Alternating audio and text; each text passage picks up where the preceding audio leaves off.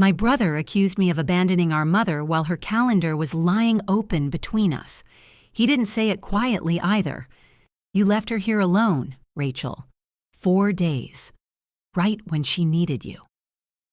Daniel stood at the end of Mom's kitchen table with one hand resting on the back of her chair, like he was both her protector and her attorney. Aunt Linda had stopped chewing. Mom stared down at the crust of her grilled cheese. The weekly calendar took up half the table. Mom's handwriting covered every square. Red ink, blue ink, things crossed out, names written over other names. Daniel had walked past it twice while making his speech. I looked at the page, then at him. "What?" he said. I could have pointed to Friday or Thursday. I could have asked him why my name was written in red underneath so many of his crossed-out promises. Instead, I looked at Mom. She knew what the calendar said. She was the one who had written it, and she was letting him say I'd left her. That was the part I couldn't understand, at least not then. 11 weeks earlier, Mom called me at 6:12 in the morning to tell me she had put on lipstick for surgery. "It's not surgery, she said. "I'm not having a kidney taken out. You're having a knee replaced. Yes, but they give you another one." I was standing in our kitchen with my phone pinned between my shoulder and ear, trying to spread peanut butter on toast without spreading it on the counter. Marcus came in wearing one sock and holding the other. "Is she canceling?" he mouthed. I shook my head. "You're still coming at 7, right?" Mom asked. "I'm coming at 6:45. "Oh, well, don't rush." This was how Mom asked for reassurance. She didn't say she was scared. She confirmed your arrival time, then acted inconvenienced by it. Marcus leaned against the counter while I hung up. Lipstick, rosewood blush. That sounds like paint sold in a haunted hardware store. It's her surgery lipstick. Of course it is. He kissed my forehead, then looked at the overnight bag beside the door. I had packed 2 changes of clothes, a phone charger, a paperback I would not open, and the gray cardigan Mom always claimed wasn't warm enough despite wearing it constantly. "You're staying there tonight?" he asked. "If they discharge her. And tomorrow? I'll see how she is." Marcus nodded in the careful way he'd started nodding whenever I said I'd see how Mom was. He wasn't angry. Anger would have been easier. He had simply learned that every estimate involving my family was fictional. Mom lived 23 minutes away in the tan split level where Daniel and I had grown up. She still called it the new house because she and Dad had bought it in 1987. The brass porch light tilted slightly to the left. The front walk had a crack Daniel promised to fix every spring. When I arrived, Mom was standing in the living room in a blouse, black slacks, and the orthopedic shoes she hated. "You can't wear that to the hospital," I said. "Why not?" "They're going to make you take it off. I know that, so wear something easy. This is easy. It has 14 buttons." She touched the front of the blouse. 12. "You counted?" I ironed it. On the coffee table, she had arranged her insurance card, identification, medication list, advance directive, and a plastic sandwich bag containing 2 butterscotch candies. The instructions said no food after midnight. They're for afterward. You'll be in recovery. "I know where I'll be, Rachel." She said it sharply, then picked up her purse and stood there holding it with both hands. Her lipstick was too bright for that hour. Underneath it, her mouth trembled once. I took the purse from her. "You look nice." "I look pale." "You look like you're going to refuse anesthesia until the anesthesiologist compliments you." That got a breath of a laugh. On the way to the hospital, Daniel called through the car speakers. "Morning, ladies," he said. There was wind behind his voice. "How's our patient?" "I'm not a patient yet," Mom said. "Mom's dressed for a luncheon," I told him. I wanted to look presentable. "You always do," Daniel said warmly. Mom glanced at herself in the visor mirror. "Where are you?" I asked. "Grabbing coffee." "I'm headed over." "What time?" "Soon. Don't worry, I'm not going to miss it." Check-in was at 7:30. By 8:15, Mom had been taken behind double doors, and Daniel had not arrived. I texted him. He sent back a thumbs up, which answered nothing. At 8:40, he walked into the waiting room carrying 2 enormous coffees and a pink gift bag stuffed with tissue paper. "There she is," he said, as if I had been missing. They took her back. "Already?" 40 minutes ago." He checked his watch.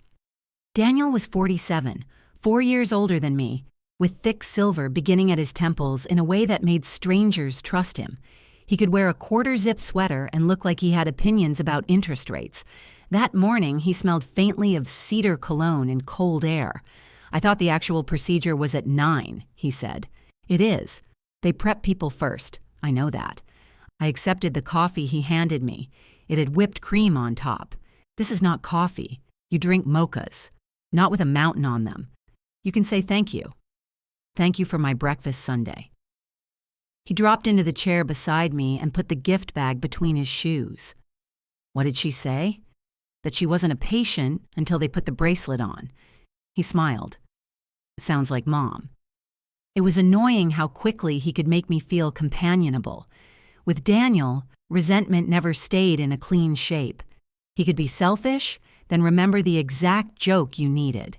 He could leave me holding every responsibility and still be the only person in the room who understood why Mom packed butterscotch candy for post-operative recovery. We sat together through the surgeon's update.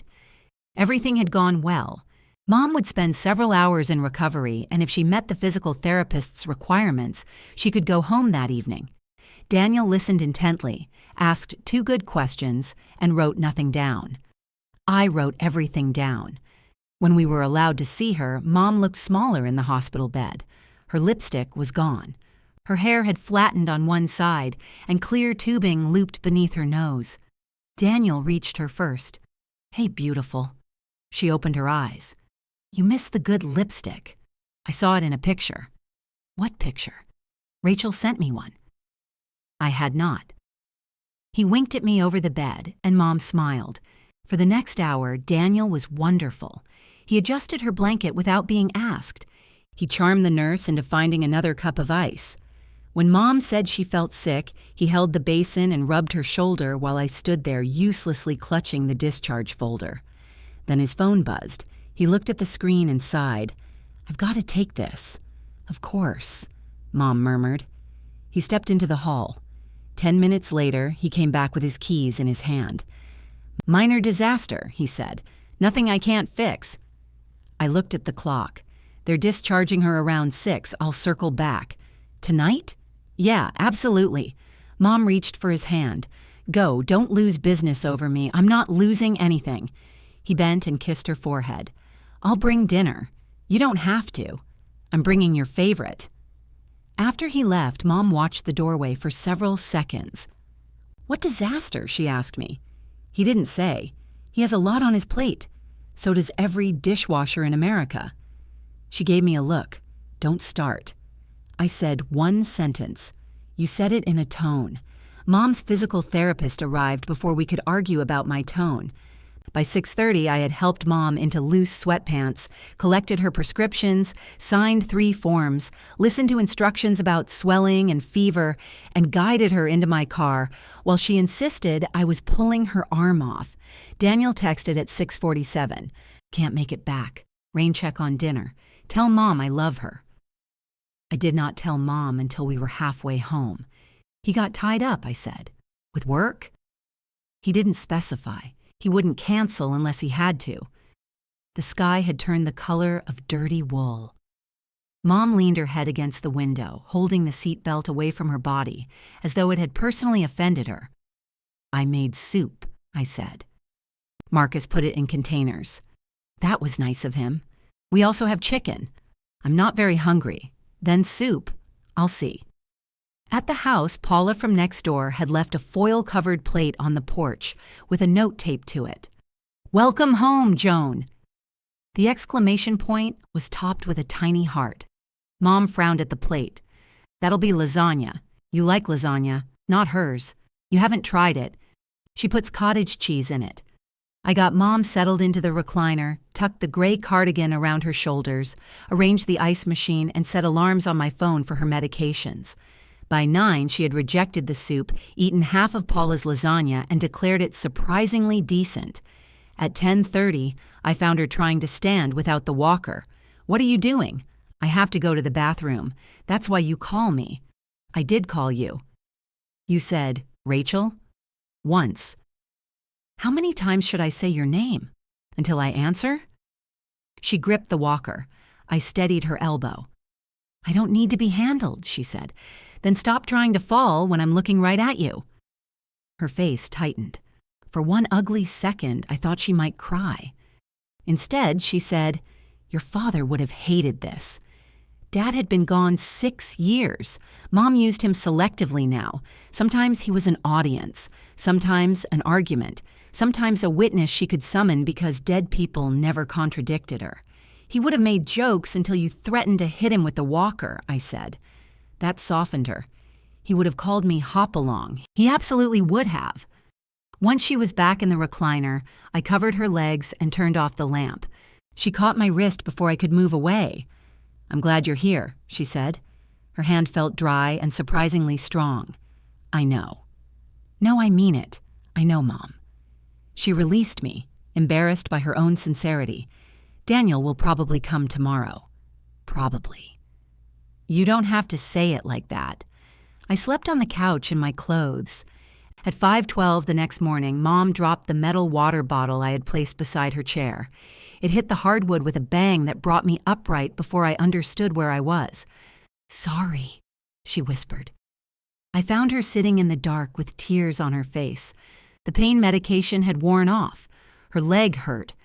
She was afraid the swelling meant something had gone wrong, though it looked exactly like the photos in the discharge packet.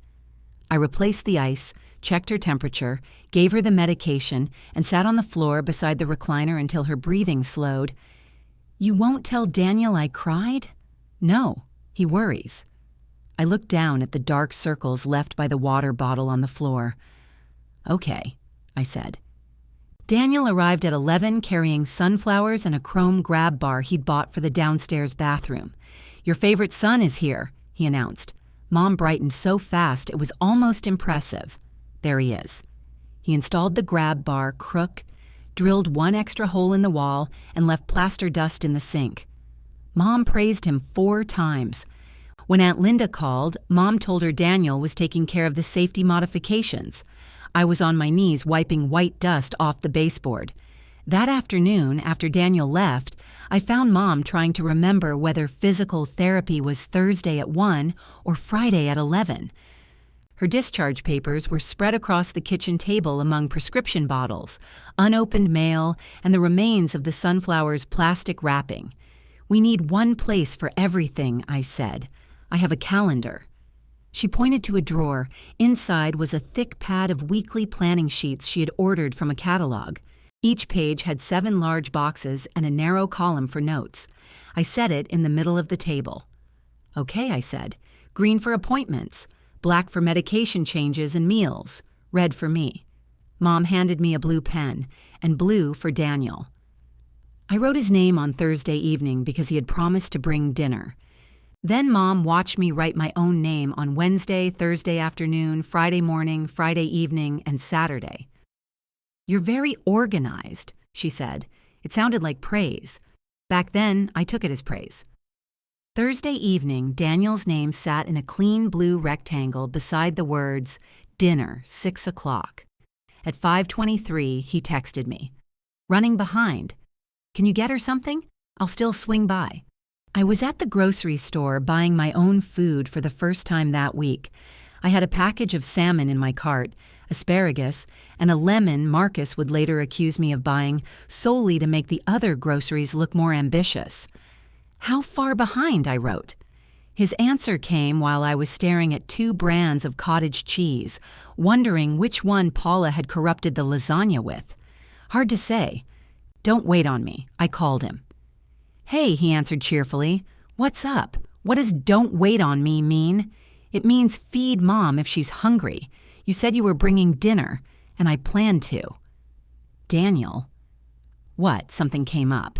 "Then say you're not going. I might still go. If I drive over there and you arrive 10 minutes later with food, she'll say I'm controlling." He laughed. Well, you do like a system. I have raw fish in my cart. That feels like unrelated information. It means I was planning to go home. Then go home. She can order something. She can barely get from the recliner to the bathroom. She can use the phone. Who answers the door? There was a pause. Not a guilty pause.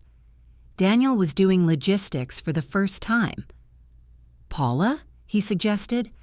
Paula is not our emergency door answering service. I didn't say emergency. Exactly. Someone spoke near him. Daniel covered the phone, but I heard his muffled response. When he came back, his voice had changed into the softer, reasonable register he used when he wanted me to become unreasonable by comparison. Rach, I'm asking for one favor. No, you canceled something. Waited until the last minute, and now you're calling the result a favor. I didn't cancel. Are you bringing dinner? Not by 6. By 7? I can't promise that. Then you canceled. He exhaled. Can you please make sure Mom eats? That was the only sentence that mattered, and he knew it. I put the salmon back. When I arrived at Mom's, she was asleep in the recliner with the television playing a commercial for a medication that apparently caused every condition it treated. Her walker stood too far away. On the table beside her was a mug with half an inch of cold coffee. I touched her shoulder. Mom. She opened her eyes and looked around. What time is it? 6:15. Where's Daniel? He got held up. Her face changed, but only for a moment. I told him not to worry about me. I brought turkey. I thought he was bringing Italian. I'm not Italian. You know what I mean. I made sandwiches while she gave me instructions from the recliner. Not too much mayonnaise. I know. And the mustard on the turkey side. What happens if it touches the cheese side? It gets soggy. In the 7 seconds before you eat it? Rachel, if you don't want to make it, I'm making it. I cut hers diagonally because straight across was apparently an act of hostility. We ate from trays in front of the television. At 7:40, Daniel texted Mom instead of me. Sorry, got slammed. Love you. Tomorrow for sure. She read it aloud, smiling slightly at the final 2 words. He's coming tomorrow. I looked at my sandwich. He sent a heart, she added. Then he has definitely fulfilled his nutritional obligations. That's ugly. It was a joke. He feels terrible. Did he say that? I know my son. She said it as if I had met Daniel in the parking lot. After I washed the plates and reset her ice machine, I returned to the calendar. Daniel's blue name looked strangely official, almost embossed by the pressure of his handwriting. I drew one line through it. Mom noticed. You don't have to mark him absent like he's in school. I need to know what happened. We know what happened. Next week, we won't. You remember everything. I don't want to. That silenced her long enough for me to write my initial beneath his name in red. The physical therapist's name was Andrea. She was compact, energetic, and immune to Mom's ability to make refusal sound like good manners. I think that's enough for today, Mom said after 6 heel slides. Andrea smiled. You have 4 more. I don't want to overdo it. You're not. I know my body, and I know your knee. Mom looked at me. Do you hear this? I'm Switzerland. You drove her here. I drove both of you here. Andrea gave Mom a resistance band and showed us exercises for the days between appointments. Mom asked intelligent questions and took the instruction sheet seriously. Then, the moment Andrea stepped into the hall, she whispered, That woman enjoys suffering. She appears delighted by it. I don't trust cheerful people in sneakers. I laughed, and so did she. Those were the moments that made the rest confusing. Mom could be funny and brave. She could apologize to a nurse for taking too long while casually asking me to cancel an entire afternoon. She wasn't sitting in the recliner plotting ways to use me. She simply reached for me the way people reach for a light switch in a familiar room. She expected something to happen when she did. On Friday, Daniel arrived with chicken piccata from Mom's favorite restaurant. He called me from the driveway. See, he said. I told you I'd come. You told her yesterday. I said tomorrow for sure, after you said Thursday for sure. Do you want me to bring this food inside or stand out here confessing? Bring it inside. Mom acted as though he had returned from a war. She put on fresh lipstick before he came into the living room. I watched her do it in the little mirror she kept beside her chair. You know he's seen you without lipstick, I said. I look washed out. You had major surgery 4 days ago. No reason to advertise it. Daniel stayed for 2 hours. He made her laugh, carried the recycling out, and took a picture of the crooked grab bar. I'm gonna patch that extra hole, he said. Mom waved one hand. You can't even see it. I can see it, I said. No one asked you. Daniel glanced at me. I'll fix it Sunday. He wrote patch wall in blue on the calendar. Beneath it, he added bring groceries and underlined it twice. You don't have to do all that, Mom told him. He capped the pen. It's done. It was not done, but she thanked him, as if it were. Marcus came over Saturday morning with clean clothes for me and a coffee that contained only coffee. He found me scrubbing dried oatmeal from the inside of a saucepan. You're still wearing Wednesday, he said. I looked down at my t-shirt. It's Saturday. I changed my underwear. I'm glad you're maintaining standards. He put his arms around me from behind. For a few seconds, I let my weight rest against him. Then I remembered I had left Mom's pain pill on the counter instead of beside her water. Marcus felt me pull away. She's not due for 20 minutes, he said. How do you know? You told me in the car last night. 7-1? I could run this place. Don't say that too loudly. She'll hire you. We brought Mom coffee. She brightened when she saw Marcus and immediately tried to sit straighter. You didn't have to come all this way, she told him. It's 12 miles, Joan, with traffic. 17 minutes. She gave me a pointed look. He never makes anything sound difficult. Marcus took the coffee lids off. That's because Rachel ordered on the app. Mom missed the correction, or chose to. He fixed the sliding closet door that had been sticking for months. It took him 10 minutes and half a bar of soap rubbed along the track. Mom thanked him sincerely, then said Daniel had planned to look at it. I'm sure he can still look at it, Marcus said. I kicked his shoe. Later, while Mom napped, we stood in the kitchen speaking quietly. Come home tonight, Marcus said. I can't leave her overnight yet. Why? She's unsteady. Then I'll stay here too. The couch is terrible. I've slept on your couch before. That was different. How? I rinsed Mom's coffee mug, though it was already clean. Marcus lowered his voice. Rachel, I'm not trying to make you choose between me and your mother. I know, I'm trying to get included in the choice. That landed harder than if he had complained. I dried my hands. Come back at 8. Bring the air mattress. He smiled. Deal. At 7:54, Mom said the air mattress would block the hall if there were a fire. At 8:20, Marcus inflated it in the den. At 10, Mom called my name because she couldn't find the television remote. It was underneath her thigh. At midnight, she needed the bathroom. At 3, the ice machine began making a grinding sound, and Marcus carried it into the kitchen, disassembled the lid, and discovered that I had put it together backward. He did not say I had put it together backward. He held up the plastic piece and said, This has 2 possible directions, and apparently only one of them is beloved by God. I laughed so suddenly I had to cover my mouth. From the living room, Mom called. What happened? Nothing, I said. You woke me up. You were already awake. How would you know? Marcus looked at me over the ice machine lid. I could see him deciding whether to laugh again. Sunday morning, Daniel texted that he was on his way. Mom asked me to help her wash her hair. He can see you with dirty hair, I said. It feels greasy. It felt greasy yesterday. I wasn't expecting company yesterday. I helped her to the kitchen sink. She leaned over carefully while I used the sprayer, one hand cupped above her eyebrows to keep water from running into her face. She complained that it was too hot, then too cold, then too hot again. Marcus folded the air mattress and carried our bags to the car. By the time Daniel arrived, Mom's hair was clean, her medication was sorted, fresh sheets were on her bed, and soup was simmering in the slow cooker. Daniel came in empty-handed. Grocery store was a zoo, he said. I'll go later. Mom touched her hair. Doesn't Rachel do a nice job?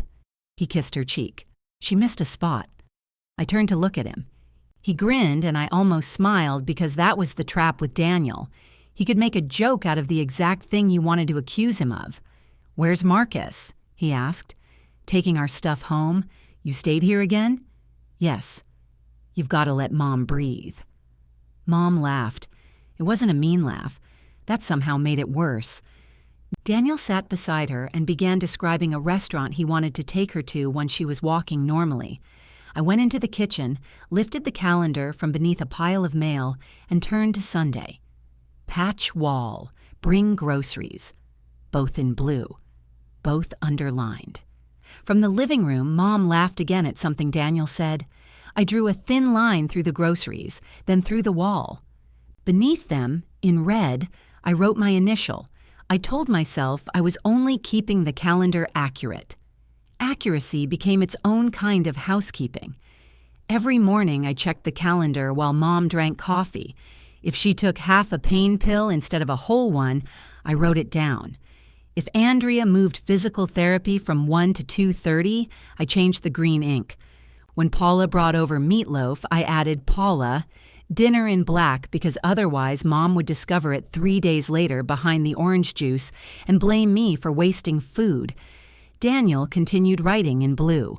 Tuesday, call insurance. Wednesday, take trash cans out. Friday, dinner with Mom. The commitments looked so sturdy in his blocky handwriting. Even before he completed them, they made Mom happy. On Tuesday morning, he called me. "Do you have Mom's policy number? It's in the folder." "What folder?" "The blue folder on the kitchen counter. There are 3 blue folders. There's one blue folder, there's also a blue notebook and a teal accordion file." "Okay, well, some of us don't perceive color at the level you do. You're not color blind. I'm organization blind." He said it like a charming disability everyone else had to accommodate. I gave him the number. At 4 that afternoon, I asked if he had called. They had me on hold. So I had to go. "Did you ask for a callback?" "They don't do callbacks." "They do. I used it last week." "Then why am I calling them?" "Because you wrote it on the calendar. I was trying to help."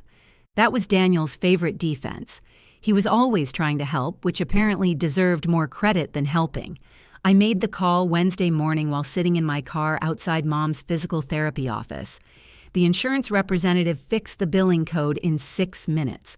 I wrote the confirmation number on the back of an old envelope, then caught myself before adding it to the calendar in red.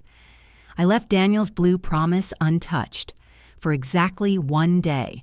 When Mom asked whether the bill had been handled, I told her I had called. "Oh, good," she said. "Daniel got you the information?" "No, I got him the information." "That's what I mean. You two worked it out. There were 2 people in Mom's kitchen, but somehow she had formed a committee. She was improving fast enough to become difficult in new ways." The walker turned into a cane. The downstairs bathroom no longer required an escort.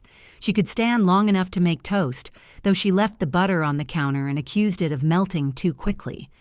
Andrea said Mom could begin practicing the stairs as long as someone stayed behind her. "I don't need a spotter," Mom said. "You do the first few times. I've been climbing those stairs for 37 years. With your old knee." Mom looked at me. "She always has an answer. She's professionally prepared for you." Andrea pointed at the stairs. "Rachel, stand 1 step below her. Joan, lead with the good leg going up. I know. Up with the good, down with the bad." "Exactly. It sounds judgmental. Your knee has no self-esteem." Mom made it up 4 steps before asking to stop. I could feel the effort in the way her back stiffened under my hand. "I'm right here," I said. "Don't push me. I'm not. Your hand is on me. It's hovering. You're touching my blouse. Your blouse is billowing into my hand." Andrea turned away, but her shoulders moved. When Mom reached the landing, she was shaking. She sat on the top step and pressed both palms over her face. "I hate this," she said. Andrea's humor disappeared. "I know. I hate everyone watching me. No one's judging you. I am." That was Mom in a sentence. She could forgive Daniel 100 failures before breakfast, but one trembling leg made her furious with herself. I sat beside her on the landing. "You got up here." I used to run up these stairs, and I used to sleep until noon without waking up with a headache. Time is vicious." She lowered her hands. "You never slept until noon." "I did in college. You called me every morning." "Not every morning, most mornings." I remembered calling because she had told me she worried when she didn't hear from me. Daniel went entire weeks without checking in, and she described him as independent. Mom leaned her shoulder against mine. "You were always such a good girl." I was 43 years old and still felt myself straighten. That evening, she called Aunt Linda while I prepared chicken and rice. I wasn't listening until I heard my name. "Rachel has been wonderful," Mom said. "I stopped chopping. She's here now. Yes, still. I keep telling her she doesn't have to hover." My hand tightened around the knife. "No, I'm getting around. Daniel has been doing the heavy things. He put in that safety bar. Oh, and he's handling the insurance mess." I set the knife down. Mom was quiet for a moment, listening. "Yes, I'm very lucky," she said. "Between the two of them, between us, as if we were two equal columns holding up the same roof." I turned on the faucet harder than necessary. When she ended the call, she looked toward the kitchen. "Did you hear Linda's brother is selling his boat?" "No. She says he's finally accepted that no one uses it. That's good." Mom watched me rinse the rice. "What's wrong?" "Nothing. Don't do that." "Do what? Bang things around and say nothing's wrong." I shut off the faucet. Daniel didn't handle the insurance. He started it. He called me for the policy number, sat on hold, and hung up. He made the effort. I made the call. "I told Linda you were wonderful, and then you told her I hover. It was a joke. And Daniel does the heavy things?" "He installed the bar. He drilled a hole in your wall and left." "You're jealous of a grab bar?" I stared at her. The question was so ridiculous that for a second I thought she had to hear it. She didn't. She sat upright in the recliner, waiting for me to defend myself against the charge of envying bathroom hardware. "I'm going home tonight," I said. Her face changed. "Because of that?" "Because you can walk to the bathroom, you have food for 2 days, and I would like to sleep in my bed. I didn't ask you to stay. No. You just call my name when I leave the room. You said you wanted to help. I do want to help. Then why are you acting like I've done something to you?" The chicken hissed in the skillet behind me. For one irrational second, I wanted to turn off the burner, walk out, and leave it raw in the middle. Instead, I finished dinner. That was what I did. Even my anger had chores. Marcus picked me up at 8 because my car was parked in Mom's driveway behind Paula's. He came inside and carried my bag without making a speech about it. Mom insisted on walking us to the door with her cane. "Rachel's mad at me," she told him. "I'm standing right here," I said. Marcus put on his jacket. "I try not to enter disputes before appetizers. She thinks I don't appreciate her." "I didn't say that. You didn't have to." Marcus looked at me, then at Mom. "Joan, do you appreciate her?" "Of course I do. Then this seems fixable." Mom folded her arms. "I don't appreciate being audited." There it was, not denied, resented. In the car, Marcus waited until we reached the end of the street. "What did you audit?" Apparently her gratitude. Did it fail? "Daniel installed a grab bar. I've heard. A major contribution to American infrastructure." I laughed once, then pressed my fingers against my eyes. Marcus kept both hands on the wheel. "You don't have to make it funny for me." "I'm not. You are." I looked out the window. The houses moved past in rectangles of warm light. Other people were eating dinner, loading dishwashers, arguing about thermostats. I wanted our own boring evening so badly it felt extravagant. She said I was jealous of the grab bar. "Are you?" "Deeply. I want my own chrome monument. We can put one in the shower." "That's not the same." "Has to be crooked." He reached across the console and held my hand. At home, I stood in the bedroom doorway and stared at my side of the bed. Marcus had washed the sheets. The lamp on my nightstand was on. A glass of water waited beside it. I started crying before I'd taken off my shoes. He didn't ask why. The next morning, Mom called at 7:14. "Did you sleep?" she asked. "Yes." "Good. You sounded tired." I was tired. I found the pills you set out. They're labeled. I know. A pause opened between us. Then she said, "The rice was good. Thank you. Maybe a little dry." There she is. She laughed, and the fight closed without being resolved. Daniel called later to ask whether I could meet him at Mom's that evening. He was finally going to patch the wall. "You don't need me to watch you patch a hole.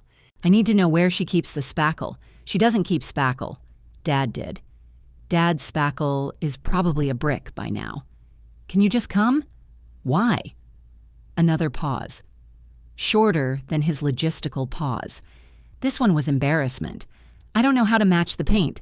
You don't need to paint a hole the size of a screw. It's more like a dime. You said no one could see it. I can see it." I smiled despite myself. "Now you sound like me. Don't tell Mom."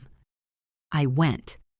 Daniel had brought 3 containers of spackle and a package of sanding blocks large enough to refinish a deck. We stood in the downstairs bathroom shoulder to shoulder while Mom watched from the doorway. "You're using too much," I said. "It shrinks." "That's caulk. Why are you here if you're just going to criticize?" "Because you summoned me." Mom tapped her cane. "Your father would have had that done in 5 minutes. Dad would have covered it with the towel rack," Daniel said. "That is also true," I said. We laughed, all 3 of us. And for a little while, the old house felt like it used to before Dad died, when annoyance could stay small because no one was counting who would carry what next. Daniel sanded the patch. I found the leftover paint in the basement. Mom ordered pizza and ate 2 slices. Before he left, Daniel wrote Saturday. Groceries, laundry, and blue on the following week. "I'm serious this time," he told me quietly. I didn't say anything. "You made a face."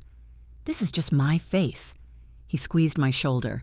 "Take the weekend. I've got her." Saturday morning, Marcus and I drove to a farmer's market across town. We drank coffee outside even though it was too cold, bought bread we didn't need, and shared a pastry that shattered powdered sugar down the front of his coat. At 11:20, my phone rang. I saw Mom's name and let it ring twice before answering. "Hi. Were you planning to come by?" "No. Daniel's there. He hasn't come yet. He will. I'm out of milk. Put it on his list." I did. Her voice sounded small but not frightened. I closed my eyes. "Rachel, give him another hour. And if he doesn't come?" Marcus looked at me across the little metal table. I watched him brush sugar from his sleeve. "Then call him," I said. Mom was silent. She was not accustomed to being directed toward her son. Neither was I. "Okay," Mom said finally. "I'll call him." She made it sound like I had asked her to contact a distant cousin for a kidney. Marcus and I finished our coffee.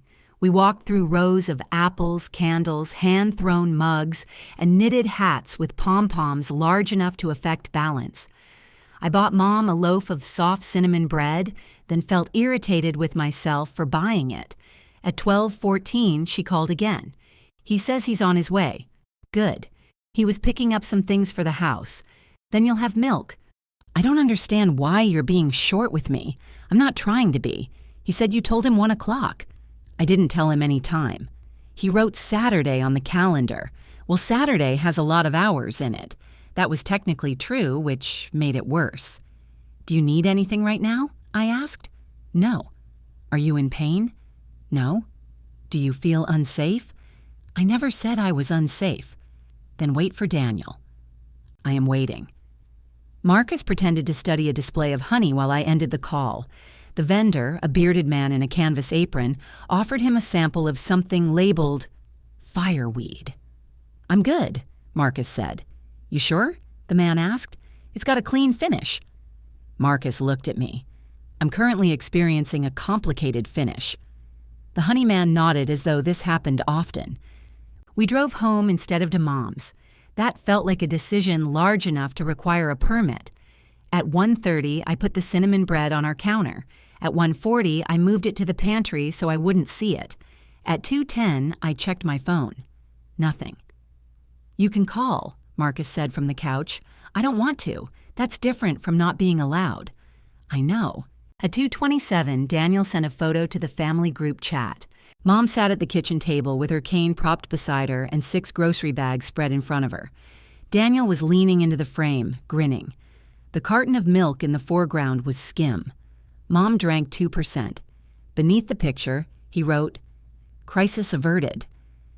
I stared at it until Marcus took the phone gently from my hand. "No," he said. "I didn't say anything. Your forehead did." He bought the wrong milk. Maybe Joan is ready for a leaner lifestyle. She'll complain. She has the necessary contact information. Mom called at 3. He bought skim milk. I pressed my lips together. "It tastes blue," she said. "What does blue taste like?" "Skim milk. I'll bring 2% tomorrow. I told him not to go back out. Then I'll bring it tomorrow." He did a beautiful job with the laundry. Good. He folded everything. I could hear Daniel in the background saying, "Ask her what she does with the fitted sheet." Mom lowered her voice. "He can't fold the fitted sheet. No one can. It's a trick invented by linen companies." She laughed. Daniel called, "Put her on speaker." A moment later, his voice filled my phone. "Are you having a nice day off?" The question had enough innocence to qualify as a weapon. "I am. Mom said you went shopping. Farmer's market. Must be nice." It was. Silence.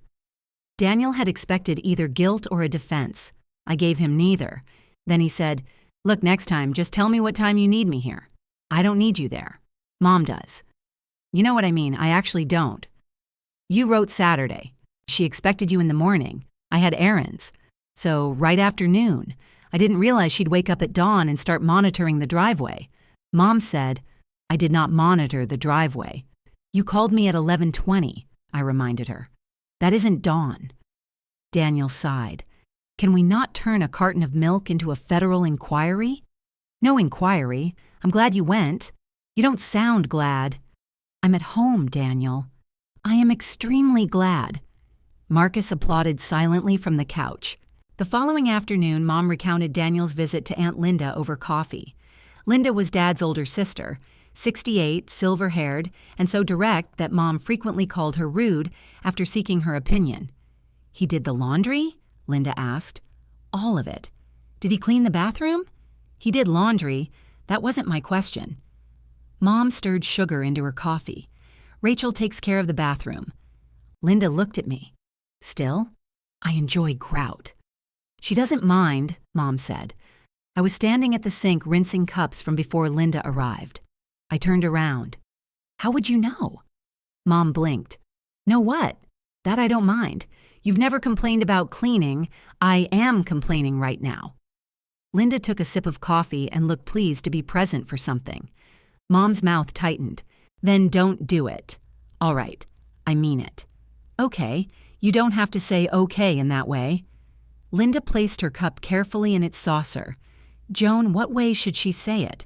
"Stay out of this, Linda. You invited me. For coffee. I'm drinking coffee."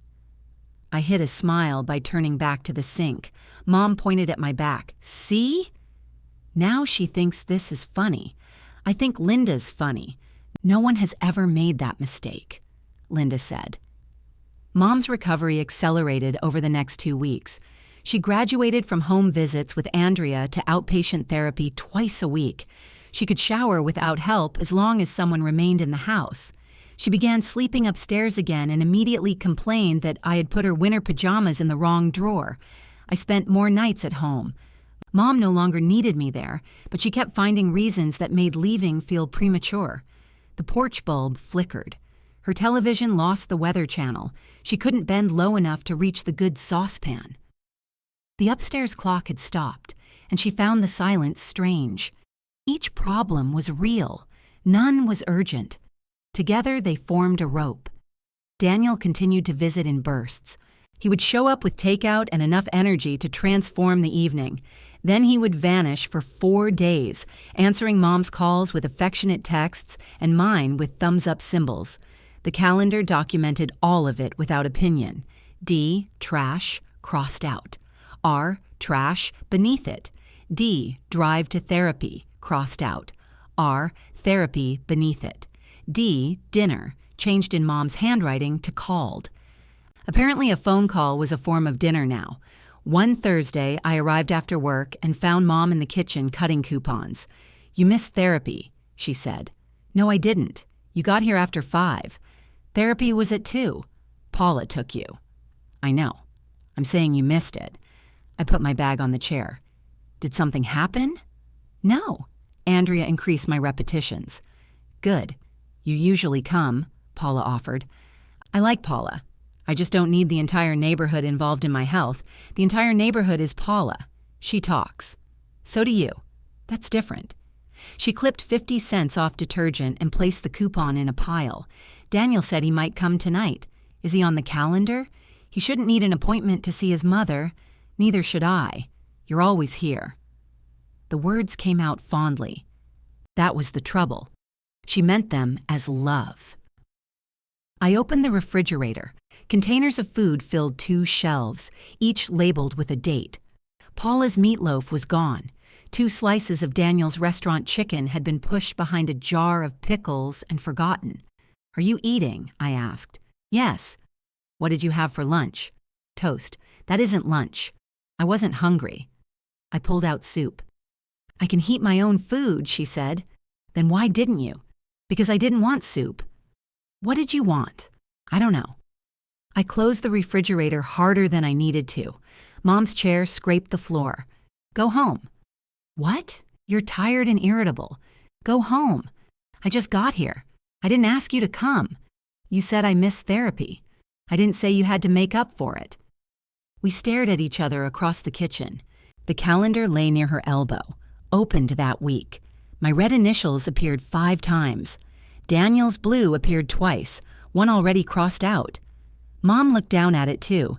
Then, very quietly, she said, "I thought you wanted to know how it went. The fight went out of me. I do." She touched the edge of the calendar. "I did 12 steps without holding the rail. That's great. It hurt. I'm sorry. But I did it." I sat across from her. She told me everything Andrea had said, including a complaint about her right hip compensating for the knee. I heated the soup, and we split it. Daniel did not come. At home that night, Marcus had travel websites open on his laptop. "What's this?" I asked. "Research. On cabins?" Very important cabin research. The screen showed a small rental house beside a lake, 3 hours away. It had a stone fireplace, 2 rocking chairs, and a porch facing water so still it looked fake. "We can't afford that," I said. "We can for 4 nights. 4. Thursday through Monday. 6 weeks from now." I stood behind him, looking at the photographs. "Mom will still have therapy. Daniel owns a car. He works Fridays. So do you." I rested my hands on the back of his chair. Marcus closed the laptop halfway. "I'm not booking anything you don't want. I want it." "But?" I had several answers. Mom might still need help. Daniel might cancel. A storm might come. The cabin could have murderous plumbing. Wanting it felt like inviting consequences. "Leave it open," I said. He opened the laptop again. The next day, I carried it to Mom's in the form of a question. "Marcus and I want to go away for 4 days next month." Mom looked up from the calendar. 4 days. Thursday to Monday. That's practically 5. It's 4 nights. "Where?" I told her. "What if the weather's bad? We won't go swimming." "You know what I mean." Daniel was at the counter eating crackers directly from the sleeve. He glanced at the dates. "Go," he said. "I've got her." Mom turned to him. "You don't have to rearrange everything." "I won't. Thursday and Friday evening, then the weekend. Easy. Friday therapy is at 11, I said. "I'll take her. You work Fridays. I can move things." I held out the blue pen. Daniel gave me a look, then took it. On the future page, he wrote his name in Thursday's box, Friday's box, Saturday's box, and Sunday's box. He added Friday PT 1100 and circled it. "There," he said, in writing. Mom smiled at both of us as though we had done something generous for her. That night, Marcus booked the cabin. I didn't tell him I had photographed the calendar before leaving. Marcus found the photograph while we were in bed. He was looking for a picture I'd taken of the cabin porch when he swiped one image too far. "What's this?" "The calendar." I can see that. I took the phone from him and set it face down on my nightstand. He waited. I wanted a record of what Daniel agreed to. Why? So he can't say he didn't. He wrote it himself. He forgets what he writes. And the photograph helps how? It proves it. Marcus lay back against the pillow. To who? I hated that question because I hadn't decided. To him. Will he care? He can't argue with his own handwriting. Marcus turned his head toward me. His face was soft in the light from the lamp, not skeptical so much as tired. Daniel can argue with weather, he said. That doesn't mean I should let him rewrite it. I'm not saying you should. You sound like you're saying the picture is stupid. I'm saying a picture won't get your mother to therapy. I know that. And if he cancels, what happens? He said he wouldn't. Marcus gave me a long look. I know, I said again. He reached over and took my hand under the blanket. I want to go on this trip with you. We're going. I want you there too. The reservation sat 6 weeks away, but I began preparing for it as if I were applying for parole. I made a new list of Mom's medications, though only 2 had changed. I typed the address and phone number for physical therapy. I wrote instructions for the ice machine she barely used anymore and taped them to the lid. I portioned soup into freezer containers and labeled them with masking tape. When Daniel found the instructions, he held them up. Is this machine nuclear? Mom sometimes gets the seal twisted. I know how a lid works. So did I, apparently. He smiled. Marcus told me about that. Traitor. We speak. Since when? Since you started acting like I'm a stranger with car keys. Mom was at the kitchen table sorting mail. You two used to be so close. We're standing in the same room, I said. You know what I mean. Daniel folded the instructions and put them back on the machine. We're close. He said it easily. I wasn't sure whether that made it true or merely easier for him. He took Mom to therapy the following Friday as a kind of rehearsal. I resisted calling to confirm. At 11:12, he sent me a photograph of Mom standing beside Andrea with her cane raised like a trophy. Look who did 14 stairs. Mom was smiling broadly. Her weight shifted toward her good leg. Andrea looked as though she had been captured during an escape attempt. I wrote, "That's great." Daniel replied, "See? Relax." I deleted 3 answers before settling on a thumbs up. That evening, Mom called me. He did very well, she said. Did he complete the exercises? I completed them. I mean, did he pay attention to what Andrea said? He asked questions. Good. He took me to lunch afterward. Also good. He let me get French fries. You're 74. That's what I told him. She sounded delighted. I was glad she'd had a good day.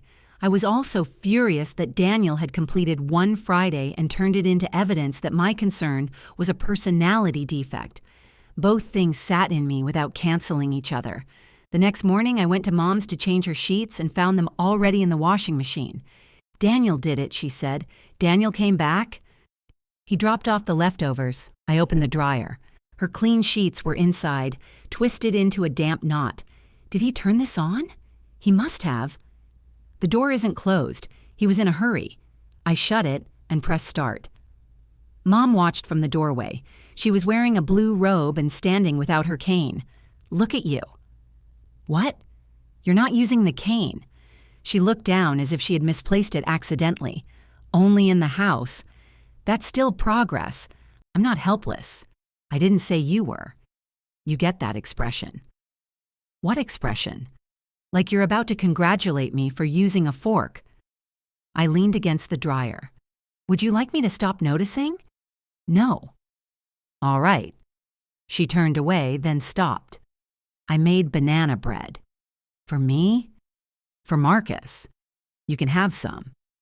It was wrapped in foil on the counter with his name written on a scrap of paper. She had added walnuts because he liked them and left one end without walnuts for me. Mom remembered details. That was part of why her blindness toward Daniel hurt. She was not careless with everyone. At home, Marcus unwrapped the loaf. She spelled my name right, he said. She has known you 7 years. She called me Martin for the first 2. That was a test. He cut 2 slices and found the walnut-free section. She did this for you. She did it because I complain. You don't like walnuts. That's not the point. It can be both. I took the slice he handed me. It tasted exactly like Sunday mornings in the old house, before Dad got sick and every visit acquired a purpose. Mom had taught me to make banana bread when I was 19. Daniel once attempted it at 35, forgot the bananas, and produced something Mom still called that wonderful spice cake. Don't make a face, Marcus said.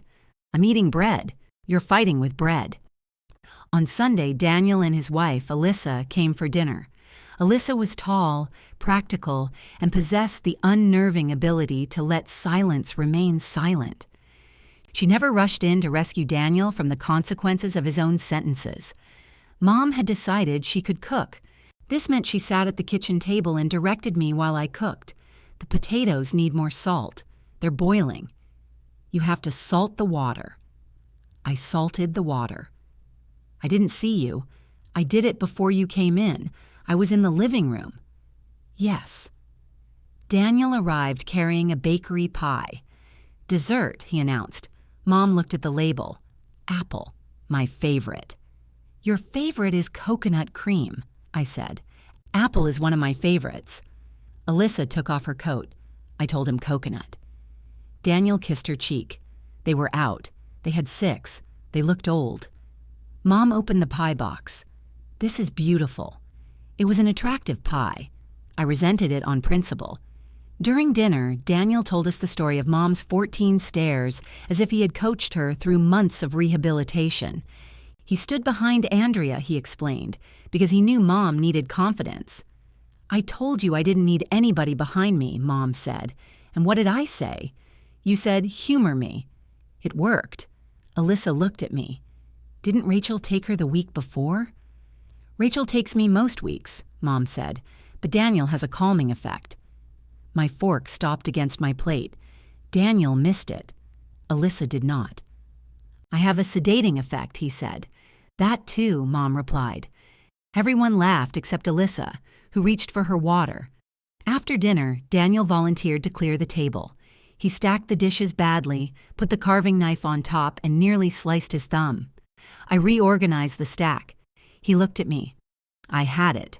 I enjoy intact hands. You don't trust anybody. I trust Alyssa. Smart, Alyssa said. Daniel carried the plates away. Mom asked Alyssa about work, and for a few minutes the conversation shifted. I gathered serving bowls and followed Daniel into the kitchen. He set the dishes beside the sink. You're washing them, I said. I bought dessert. That isn't a trade. I'm kidding. He turned on the water and used enough dish soap for a car wash. You'll be there Thursday night? I asked. He glanced back. Which Thursday? The trip. That's a month away. 4 weeks. I said I'd be there. And Friday therapy. Yes. You need to pick up her refill Thursday before 6. Put it on the calendar. I did. Then why are we doing this? Because you asked which Thursday. I have a life, Rachel. I don't carry Mom's schedule in my bloodstream. Neither do I. He looked at me over his shoulder. Water ran across a dinner plate and over his wrist. Come on, he said quietly. What? You like knowing everything. No, I like not being surprised by a phone call that starts with small problem. He shut off the faucet. I'm going to handle it. Okay. No, say you believe me. I believe you intend to. That's insulting. It's accurate. Daniel dried his hands on the towel. You know, sometimes it feels like you'd rather I screw up. Why would I want that? So you get to be necessary. The kitchen seemed to contract around us. In the dining room, Mom laughed at something Alyssa said. I lowered my voice. Do you think I enjoy this? I think you don't know who you are if you're not fixing something. That's convenient. It might also be true. He went back to the table before I could answer. Alyssa found me later scraping plates into the trash. You okay? She asked. Fine. She nodded, accepting the lie without approving it. Daniel says he's got the cabin weekend, I said. He told me. And you're okay with that? Why wouldn't I be? I don't know what you two have planned. If we had something, I'd tell him. There was a beat. Then she added, he likes being the guy who says yes. I looked at her. He also loves your mom, she said. Both can be true. I know. I know you know. She carried the apple pie into the kitchen and covered it with foil.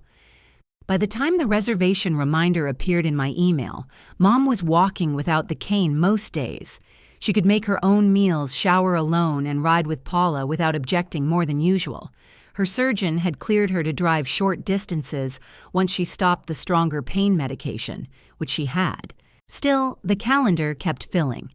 Pick up dry cleaning, change furnace filter, bring library books back, check noise in attic. Some tasks were mine because I wrote them. Others appeared in Mom's handwriting with my name already attached. One Tuesday evening, I crossed out Rachel Attic and wrote Ask Daniel. Mom noticed the next morning. Why Daniel? Why me? You're already here. I wasn't planning to climb into your attic before work. It's just a noise. Then it can wait. She pressed her lips together. I never know what I'm allowed to ask you anymore. You're allowed to ask. I'm allowed to answer. That sounds very formal. Maybe because you wrote my name down before asking. She looked at the calendar. I didn't think you'd mind. I know. That was the entire problem in 5 words. The Sunday before our trip, Daniel arrived with coffee and a new blue pen because the old one had begun skipping.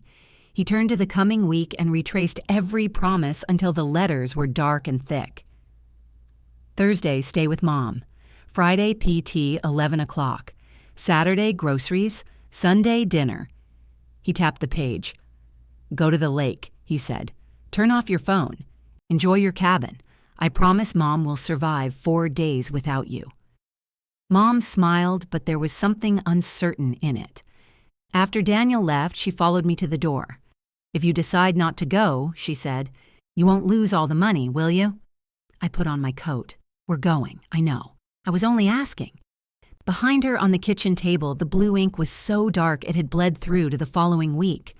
On Wednesday night, I stood in Mom's kitchen and discovered she had removed every label from the freezer containers. The tape gets gummy, she said. The tape tells you what's inside. I can see what's inside.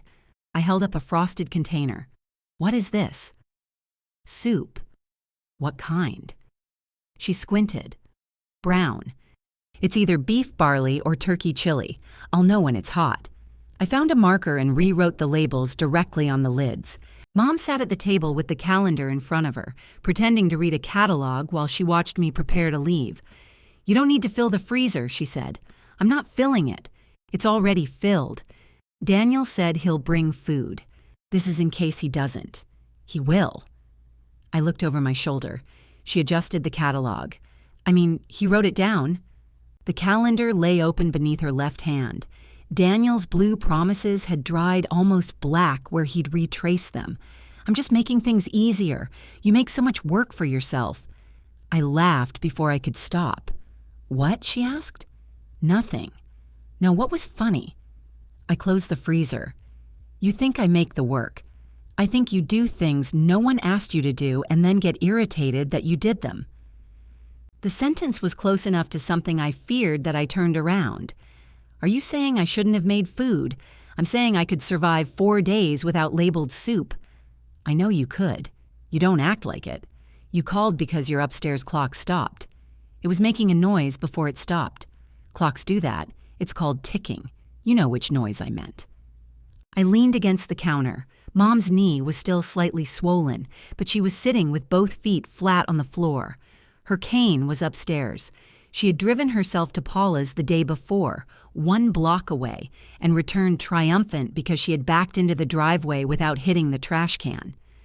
You're doing really well, I said. She looked suspicious. I know, you can shower, you can cook, you can drive if you need to. Paula is next door.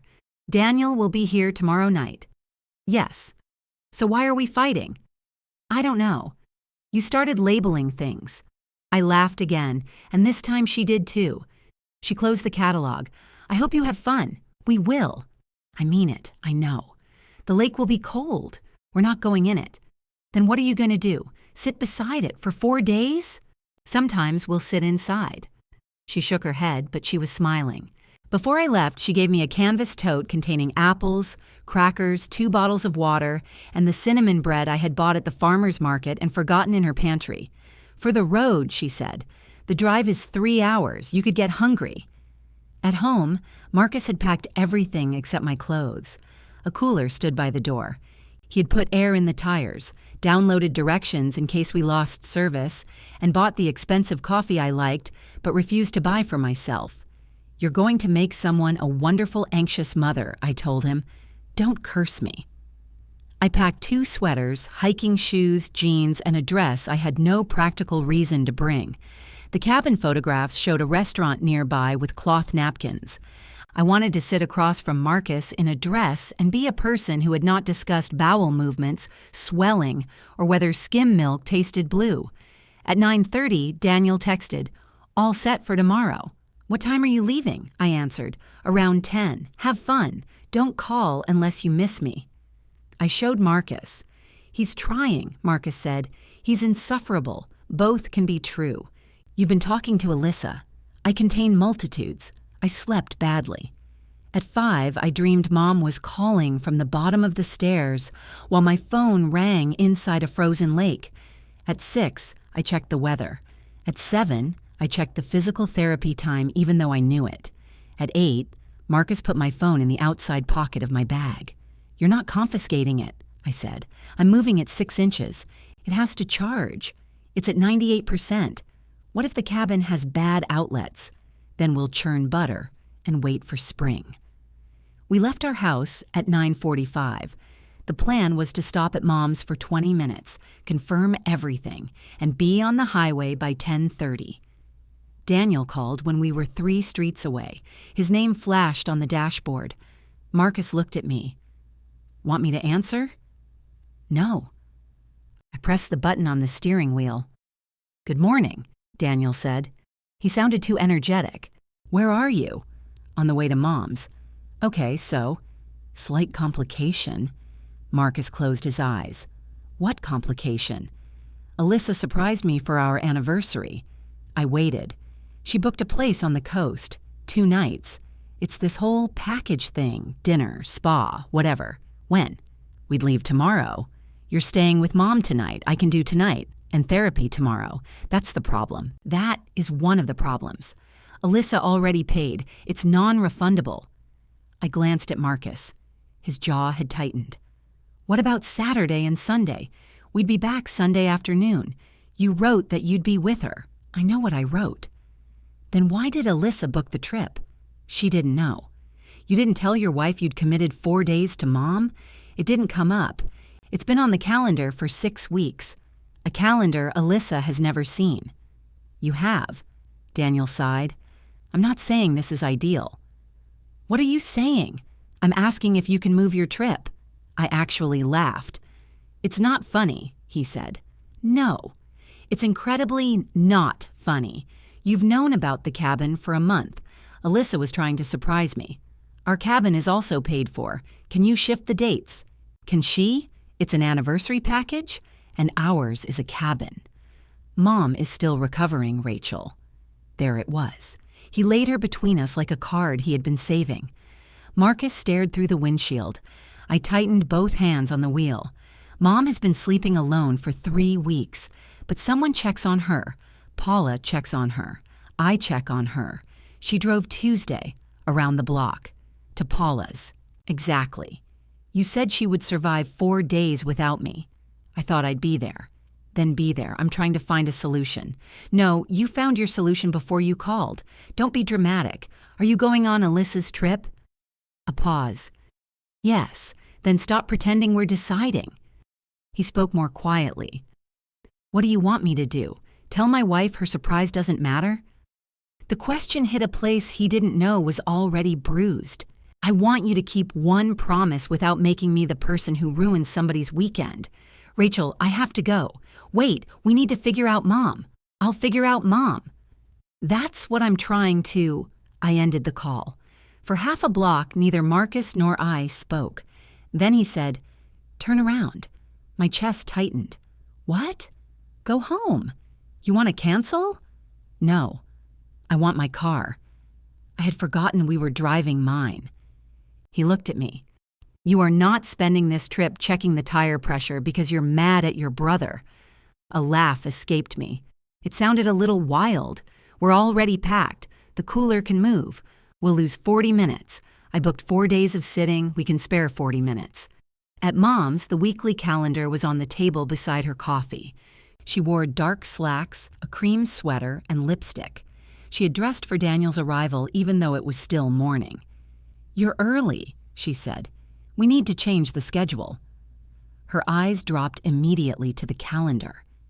What happened? Daniel and Alyssa are going away tomorrow. What do you mean, going away? He says she surprised him for their anniversary. Mom's mouth opened, then closed. She looked genuinely wounded. For 1 second, I saw the truth reach her before protection covered it. They never get time together, she said. I put the pharmacy number on the table. Your refill is being delivered this afternoon. I don't need it until Saturday. It'll be here. What about therapy? I called Paula from the car. She'll take you. You called Paula before you asked me? I asked whether she was available. I don't want to inconvenience her, she offered. What if she talks to Andrea the entire time? Then Andrea will survive. Mom looked at Marcus. You two don't have to go. He kept his voice gentle. We want to go, Joan. I'm not saying you shouldn't. You just said we don't have to. I'm saying if Rachel is going to be worried, I'm not canceling, I said. She looked at me. The refrigerator motor turned on behind us. Somewhere upstairs, a clock struck the wrong hour. All right, she said, you have food, you have your medications. Paula will drive you tomorrow. Daniel will be here tonight and back Sunday afternoon. I said, all right, your phone is charged. The home care number is on the fridge if you decide you want someone Saturday. But you don't medically need Rachel. I stopped. She pressed her palm against the calendar, covering Friday's blue writing. I am not an idiot. I know. I can stay alone. I know. Then go. Her voice had gone flat. It was the tone she used when she wanted me to leave and feel the leaving. Marcus picked up the canvas tote she had packed for us. Mom noticed. Take the crackers out. They're stale. They're fine, he said. They've been open. We'll risk it. At the door, I turned back. I'll call tonight. You don't have to. I'll call. Enjoy the lake. She did not hug me. We switched cars at home and reached the highway shortly before noon. Daniel called twice. I let both calls go to voicemail. Alyssa called next. I answered. I just found out, she said without greeting. He told me your trip was next weekend. I closed my eyes. Marcus kept his gaze on the road. I can cancel, Alyssa said. I don't care if we lose the deposit. Don't. I'm serious. So am I. Go. Rachel, I would not have booked it if I knew. I know. Daniel said your mom was covered. She is. By who? By herself, mostly? There was silence on her end. Then she said, That's not what he told me. I looked out at the bare trees lining the highway. Go on your trip, I said. I'm going on mine. The cabin was smaller than the photographs and better than them. The lake stretched beyond the porch in a sheet of gray-blue water. Pine needles softened the ground. Inside, everything smelled like cedar, dust, and a fireplace someone had recently cleaned. Marcus carried in the bags. I stood at the end of the dock with my phone in my pocket, waiting for it to ring. It didn't. At sunset, Mom sent a photograph of the pharmacy bag on her kitchen table. Got it. A minute later, another message appeared. Daniel brought dinner. Plenty left for tomorrow. Then Daniel texted me separately. Hope proving your point was worth upsetting her. I read it twice. Marcus came down the dock and stood beside me. Bad? I handed him the phone. He read the message and gave it back. Do you want to go home? He asked. The lake was turning black at the edges. Somewhere across the water, a porch light came on. Every muscle in my body seemed to lean toward the car. No, I said. It was the first honest no I had given all day. Marcus took my phone and held it out over the water. Don't, I said. I'm considering a burial at lake. It's not waterproof. That's part of the burial. I took it back and turned off notifications. Not the phone. I wasn't ready for that kind of spiritual advancement. We cooked steaks in a cast iron pan because the grill had a handwritten sign saying, "Out of order." The smoke alarm went off twice. Marcus stood on a chair waving a dish towel while I opened windows and laughed hard enough to spill wine on the counter. "This is romantic," he said. "I wore a dress. You look beautiful. I smell like meat.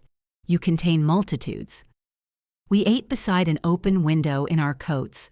The steaks were overcooked, the potatoes were undercooked, and the wine tasted better because neither of us knew anything about it. My phone stayed dark on the mantel. At 10:30, Mom called. I answered on the first ring. "Hi, what's wrong?" "Nothing's wrong. Why are you calling so late?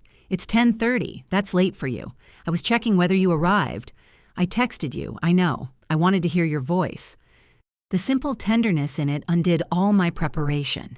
"We're here," I said. "It's beautiful." "Is the cabin clean?" "Yes." "Check the corners of the mattress." "For what?" "You know, I do not want to know." "Bed bugs." "Thank you for saying the word directly before I sleep. They're nothing to be embarrassed about. Expensive hotels get them. Are you trying to comfort me or the bed bugs?" She laughed. I sat on the arm of the couch. Marcus carried the dishes into the kitchen and ran the water quietly. "Did Daniel come?" I asked. "He brought chicken. Did he pick up anything else you need?" "No. He was in a hurry. Did he stay?" "For a while." "That could mean 15 minutes or 2 hours. He and Alyssa left early," Mom said. "I know. I told him to go. Of course you did." Her silence sharpened. I softened my voice. "How's your knee?" "Fine.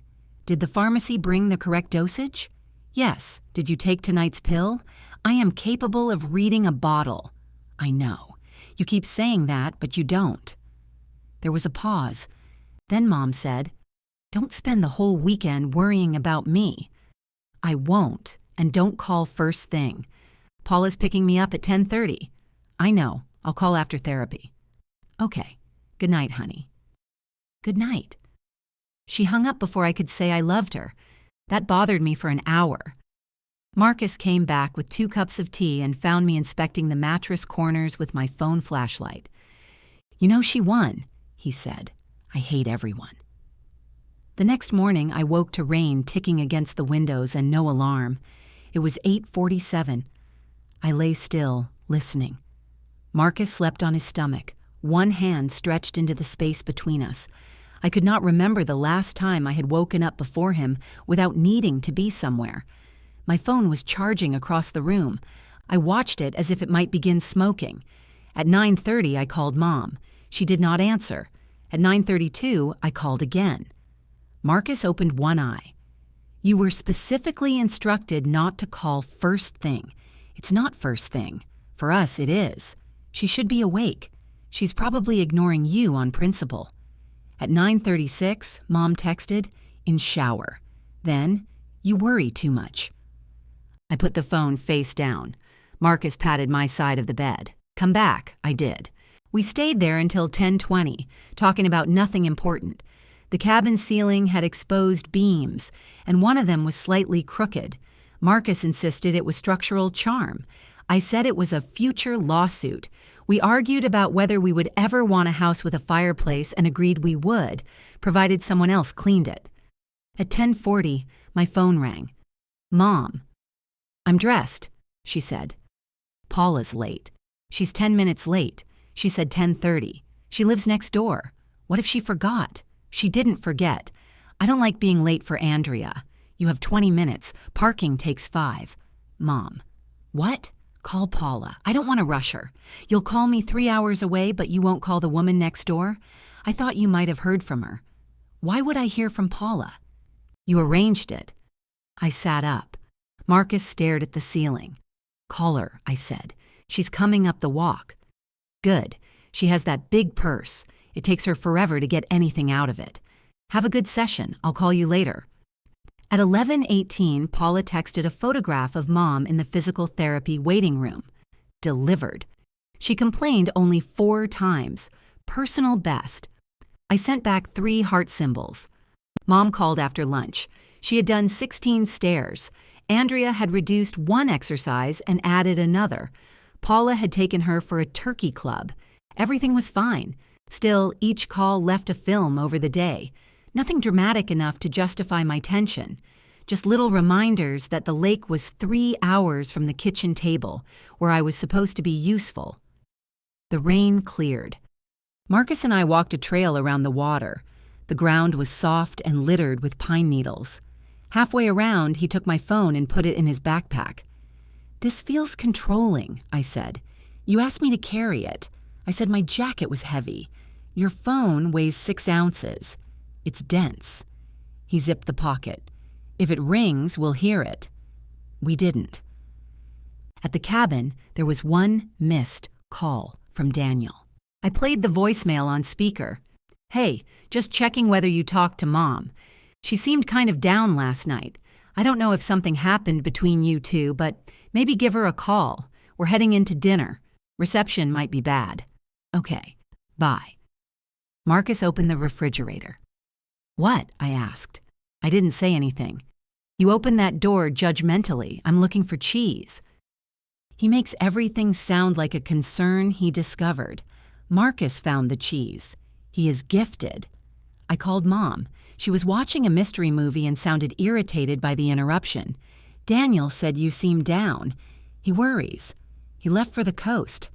That doesn't mean he can't worry. What would you like me to do from here?" "Nothing." "Are you lonely?"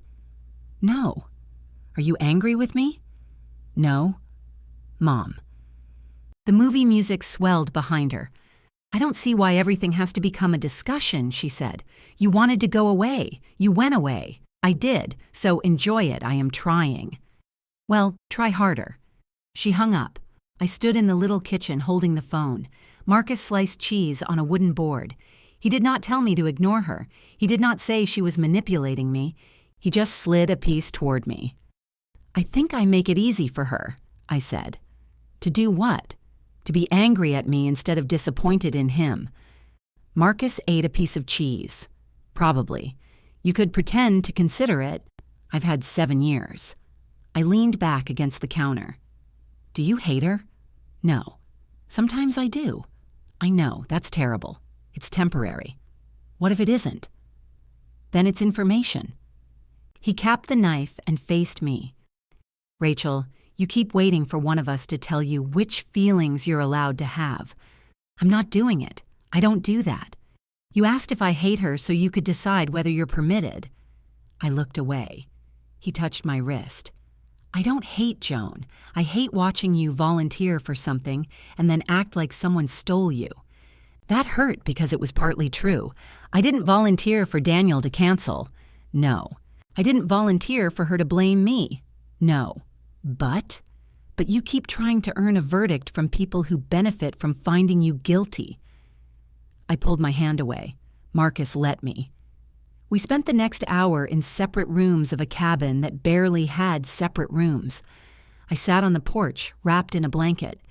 He read on the couch, turning pages too slowly to be reading. Eventually, he came outside and sat in the other rocking chair. "I'm sorry," he said. "Were you wrong?" "No." "Then don't apologize."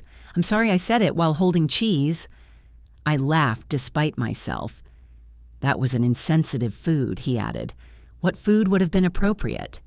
"Soup." "Soup is honest, not brown soup. You can't trust it." By Saturday, I had stopped checking the time every 15 minutes. Mom spent the afternoon with Aunt Linda and Paula. Linda sent me a message saying, "Your mother is walking better than I am. Stop fussing." Daniel sent a photograph of the ocean and wrote nothing beneath it. I did not answer either message. Marcus and I drove into town, bought postcards we would never mail, and ate lunch at a diner where the waitress called everyone sweetheart. That evening, I wore the dress I had packed. We found the restaurant with cloth napkins and ordered dessert before we were finished with dinner, so there could be no sensible objections later. On Sunday morning, Mom called about a noise in the attic. "What kind of noise?" "Scraping." "Is it happening now?" "No." "Is there water coming through the ceiling?" "No." "Do you smell smoke?" "Rachel, I know what an emergency is. Then it can wait until Daniel gets back. He'll be tired. So am I. She went quiet. I almost took it back. Instead, I said, if it starts again and you're worried, call Paula or the home care number on the refrigerator. I'm not calling a home care service over a squirrel, so we've identified the criminal. She did not laugh. Enjoy your last day, she said. We returned Monday afternoon. I went to Mom's before unpacking. The calendar was still open to the week we had been gone. Thursday showed Daniel's blue name with dinner added beneath it. Friday's therapy entry was crossed out in blue and replaced with Paula in Mom's black handwriting. Saturday and Sunday had heavy blue lines through them. My own name appeared each day in smaller red letters beside call. 4 calls. 4 days. Mom stood at the counter cutting an apple. You made it back, she said. We said we would. I wasn't sure if you might stay another night. Why would we? You were having such a good time. The knife clicked against the cutting board. I put my keys on the table.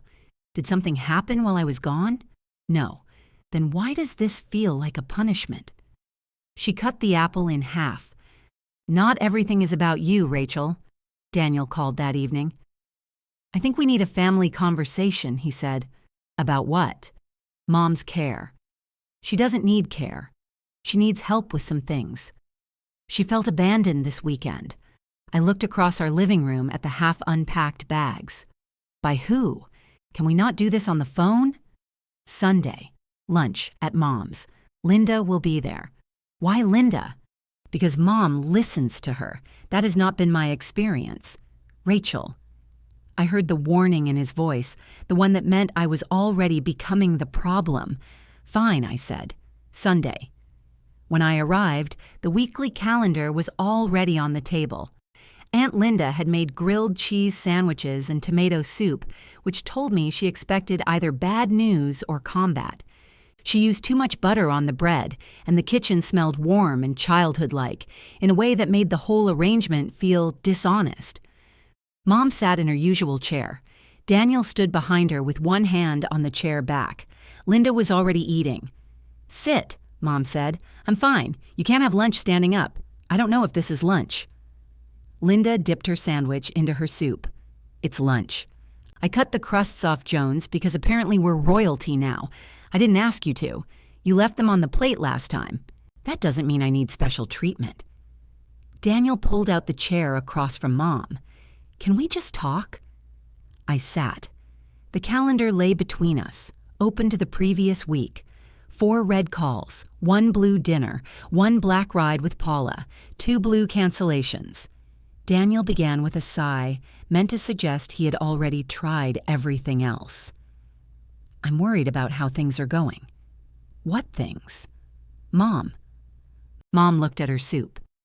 Her knee is healing, I said. Andrea says she's ahead of schedule. This isn't about her knee. What is it about? It's about her being left alone. Linda continued eating, but her eyes lifted.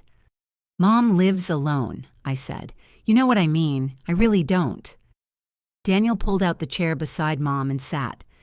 She shouldn't have been put in a position where she had to depend on neighbors while she's still recovering. You mean Paula? I mean people outside the family.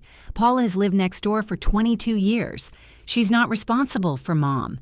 Neither is Alyssa, but you went on your trip. Mom looked at me. Leave Alyssa out of it. I'm not blaming Alyssa. You upset her. I told her not to cancel. Daniel leaned forward. This is exactly what I'm talking about. You act like you were doing everyone a favor by disappearing.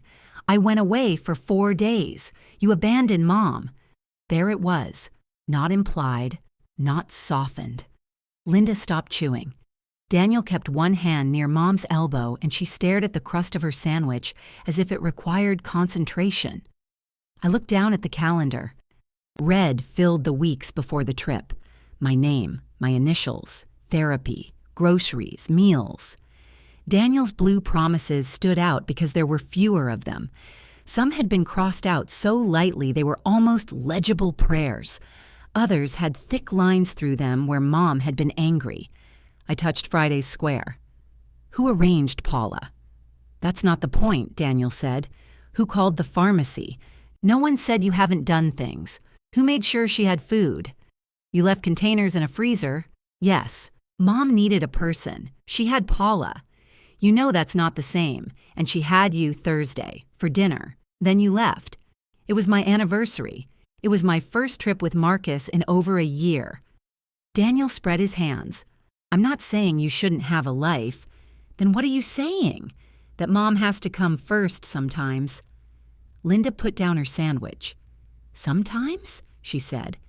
Daniel looked at her. You know what I mean. Linda turned the calendar slightly toward herself. Is this the week she was abandoned? No one answered. She adjusted her glasses and ran one finger down the page. Rachel called Thursday, Friday, Saturday, and Sunday. A phone call isn't the same as being there, Mom said. Linda glanced at her. Then why did you count Daniel's phone call as dinner 2 weeks ago? Mom's head snapped up. What? Daniel asked. Linda flipped back one page. Here, Friday. D, dinner, changed to called. That was different, Mom said. How? He had work. Linda looked at me, but I didn't feel vindicated. The room had become too quiet. Mom's face had gone pink around the edges, and Daniel looked embarrassed on her behalf, which was worse than being embarrassed by her. He took the calendar from Linda. This isn't an accounting exercise. I agree, Mom said quickly. He turned it back toward me as though I had brought it as evidence. The calendar doesn't show how alone she felt. Mom wrote the calendar. And I didn't bring it up. You photographed it. I looked at him. How do you know that? You told Alyssa. No, I didn't. His expression shifted. He had guessed. You did photograph it, he said. That's your defense. My defense? See, that's the problem. You treat everything like a prosecution. I photographed it because I knew you'd change the story. I didn't change anything. You wrote 4 promises, kept 1, and now I abandoned her. Daniel's voice rose. Because you knew I couldn't be here. I knew after you canceled. I did not cancel to hurt you. No. You canceled because you assumed I would. I assumed we would make sure Mom was covered. She was covered. Mom's spoon hit the side of her bowl. Stop saying that. I turned toward her. I am not a shift, she said. I am not something to be covered. No, you're not. That's how you talk about me. Because every time Daniel cancels, someone asks me to cover, then say no. I did. That's why we're here. She stared at me. For 1 second, something naked crossed her face.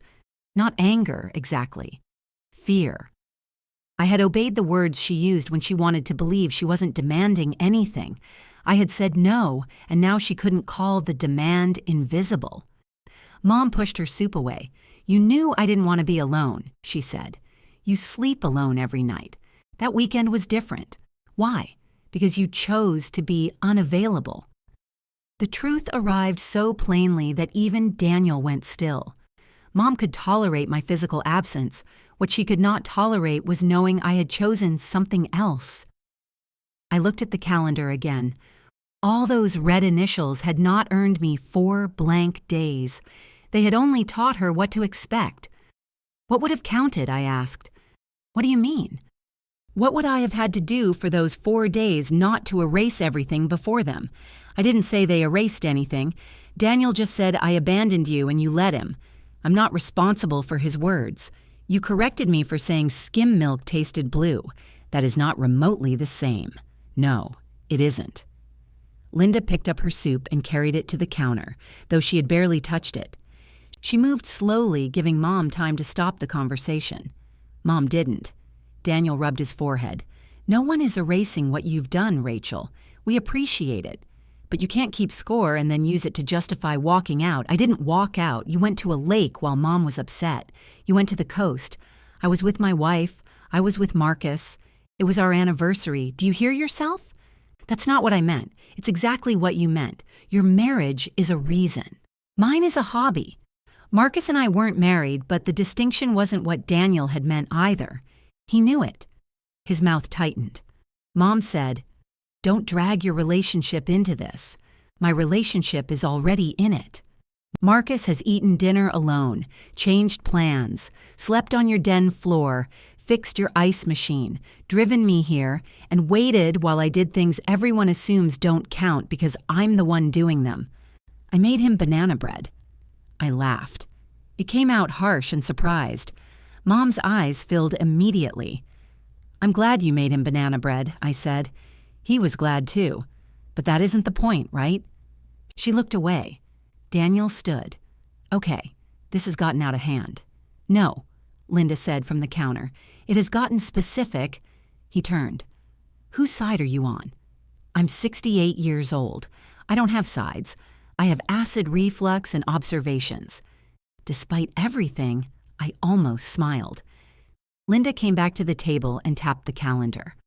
My observation is that Joan was not abandoned. She was disappointed. Those are different. Mom's voice sharpened. You weren't here at night. Neither was Rachel before the trip. That's not what I mean. I know, Linda said. Something in her tone made Mom lower her eyes. I opened my bag and took out the home care information I had printed. 3 local services, rates, minimum hours, phone numbers. I placed the pages beside the calendar. Daniel stared at them. What's that? A plan. For what? For help Mom actually needs. Mom did not touch the pages. I can afford help, she said. I know. I don't want strangers in my house.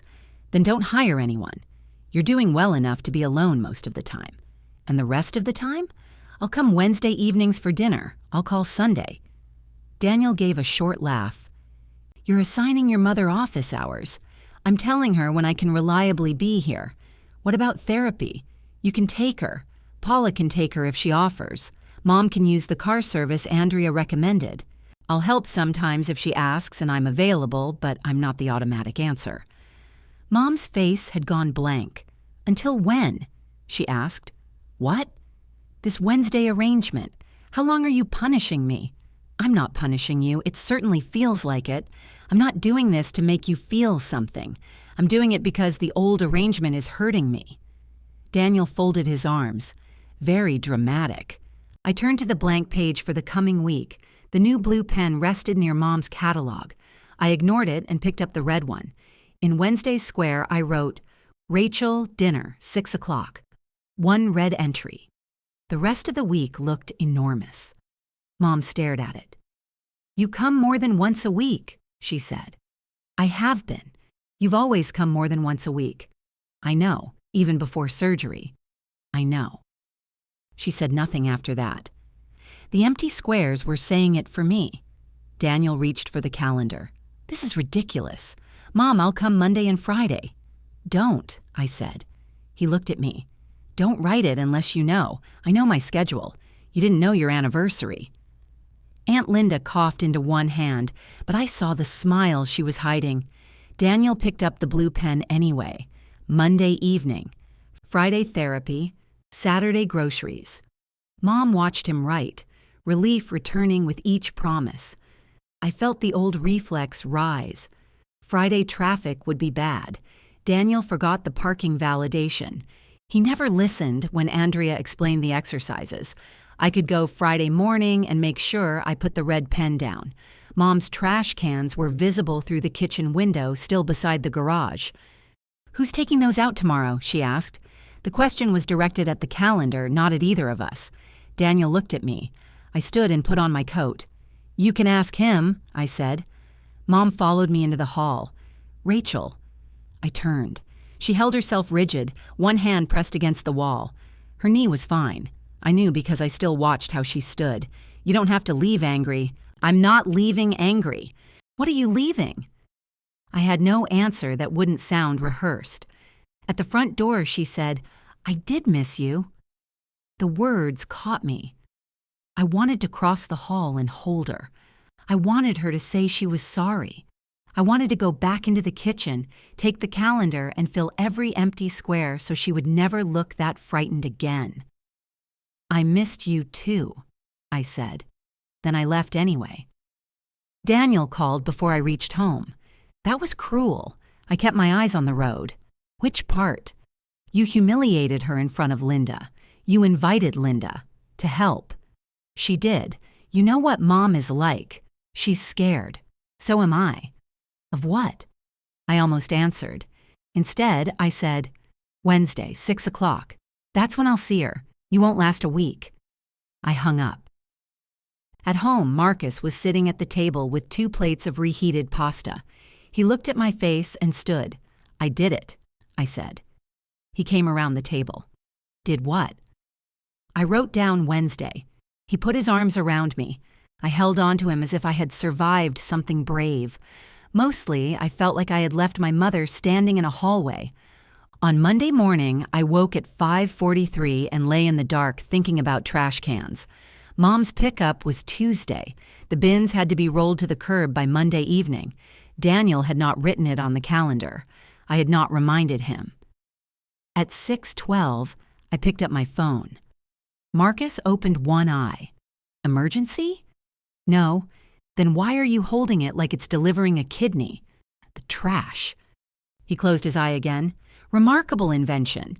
Put something out, men in a truck take it away. Daniel doesn't know which week is recycling. Civilization may end. At 7, Mom texted. Don't worry about the trash. Daniel said he'll do it. I stared at the message. I wasn't worried, I said aloud. Marcus pulled the blanket over his head. At 9:30 that night, Mom called. I'm not asking you to come, she began. Okay, the bins are still by the garage. Did you call Daniel? He said after dinner. It's after dinner. I don't know when he eats. Then call him. I don't want to nag. The familiar opening appeared. If she called him twice, she was nagging. If she called me once, she was providing information. I'm not coming over, I said. I said I wasn't asking. Good. I only thought you should know. Why? She went quiet. I waited. Finally, she said, I suppose I'm used to telling you things. The honesty softened me more than guilt would have. I know, I said. Call Daniel. At 10:11, he sent me a photograph of the bins at the curb. Satisfied? I wrote. Mom will be. His answer came immediately. You're enjoying this. I set the phone face down without replying. I was not enjoying it. I spent the week with the constant sensation that I had forgotten to turn off a stove. Mom called Tuesday because the downstairs television had lost sound. I talked her through checking the mute button. I did that. Check again. I'm looking at it. Press it. The television blared in the background. Oh, she said. Fixed? It wasn't muted before. Electronics are mysterious. She ignored that. Are you still coming tomorrow? Yes, 6. You don't need to bring dinner. I said I would. I can feed myself. I know. Then why are you bringing food? Because Wednesday is dinner. She inhaled slowly. Fine. When I arrived, the dining table was set for 2. Mom had used the floral plates she usually saved for company. A casserole bubbled in the oven and she had put on earrings. I told you I was bringing dinner, I said. You didn't say what. Chicken. I made chicken. Then we have a poultry crisis. She did not smile. I put my container in the refrigerator. On the calendar, Daniel's Monday promise had a check mark beside it. Friday therapy and Saturday groceries remained in blue. My single Wednesday entry looked almost confrontational in its neat red box. Mom saw me looking. He took the trash out, she said. I know. He sent you a picture? Yes. That was childish. Extremely. He was upset. I know. Linda had no business getting involved. Daniel invited her. You keep saying that. It remains true. Mom removed the casserole from the oven and carried it to the table without asking for help. I watched her grip, the angle of her knee, the distance between her and the chair. She was moving carefully but safely. Sit, she said. I sat. The casserole was dry. I ate all of it. For 15 minutes, we discussed Paula's obsession with a new vacuum cleaner, the pharmacy changing brands of one medication, and a contestant Mom disliked on a baking show. It almost felt normal. Then Mom set down her fork. The furnace filter is still in the hall closet. I saw it. It needs to be changed. Ask Daniel Friday. He's taking me to therapy. He can do both. He'll be dressed for work. Furnace filters don't require formal wear. You could do it in 5 minutes. I could. She waited. I took another bite of chicken. So, she said, So what? Are you going to? No. Her face tightened. Why? Because I said I was coming for dinner. You're here. The filter is here. So is your good china. I'm not washing all of that either. It's 2 plates. Mom. She pressed her napkin flat against the table. I don't understand why everything has to be a test now. It isn't a test. It feels like you're waiting for me to ask the wrong thing. I'm trying to be here without automatically becoming responsible for everything I notice. No one made you responsible. I looked toward the calendar. Mom followed my eyes, then stood abruptly. I'll change it myself. No, you won't. There, you see? You get to tell me not to, but you won't help. Daniel can do it Friday. What if he forgets? Then it'll be dirty for another week. She stared at me as though I had suggested setting the house on fire. I helped clear the ordinary dinner dishes, not the floral plates, which Mom washed herself because she had brought them out. At 8, I put on my coat. You're leaving already? We ate. We talked. It's an hour drive round trip, 46 minutes. You time me? I know where you live. At the door, she handed me the container of chicken I had brought. Take this. You can eat it tomorrow. I have casserole. You don't like the casserole? I made it. That's not an answer. I don't need your food. The container stayed between us. I took it because refusing would have turned chicken into a hostage negotiation. On Friday at 10:17, Daniel called. Where exactly is therapy? The address is on the refrigerator. I'm in the car. I texted it 6 weeks ago. Can you text it again? Mom knows where it is. She's telling me to turn left at the bank. That is how you get there. There are 3 banks. I heard Mom in the background. The bank with the red sign. They all have red signs, Daniel said. Not the one that used to be a hardware store. He covered the phone. Can you please send the address? I sent it. At 11:03, he called again. There's no parking. There's a garage behind the building. Mom says she doesn't like the garage. Mom called from beside him. It smells like gasoline. It's a garage, I said. Daniel muttered something. What? I asked. Nothing. Park in the garage. At 12:45, Andrea texted me, Your mom crushed it today. Daniel asked good questions. She can reduce PT to once weekly starting next month. I smiled at my desk. A minute later, Daniel called. Andrea says she only needs once a week. I heard. She texted you? Yes. Why? I'm still listed as the contact. She could text me. I didn't stop her. He exhaled. Mom wants lunch. Do you know what she can eat? Food. I know, but with the medication. She stopped the stronger pain medication 3 weeks ago. Right. You took her to lunch before. I'm asking what she wants. Ask her. Mom's voice came faintly. I said, Turkey Club. Daniel said, She wants a turkey club. Then get a turkey club. I don't know why you're making this difficult. I put my forehead against one hand. I am answering every question you ask, like I'm stupid. Then stop asking questions you know the answers to. He hung up. Alyssa texted me that evening. He came home exhausted. I resisted giving him a medal. I wrote, Thank you for your service. She sent back a photograph of a tiny gold trophy she apparently kept in a drawer. Its plaque said, Best Attitude. I laughed hard enough that Marcus came in from the kitchen. What? I showed him. I like her, he said. So do I. That must make things annoying, extremely. Saturday was the day I had been dreading.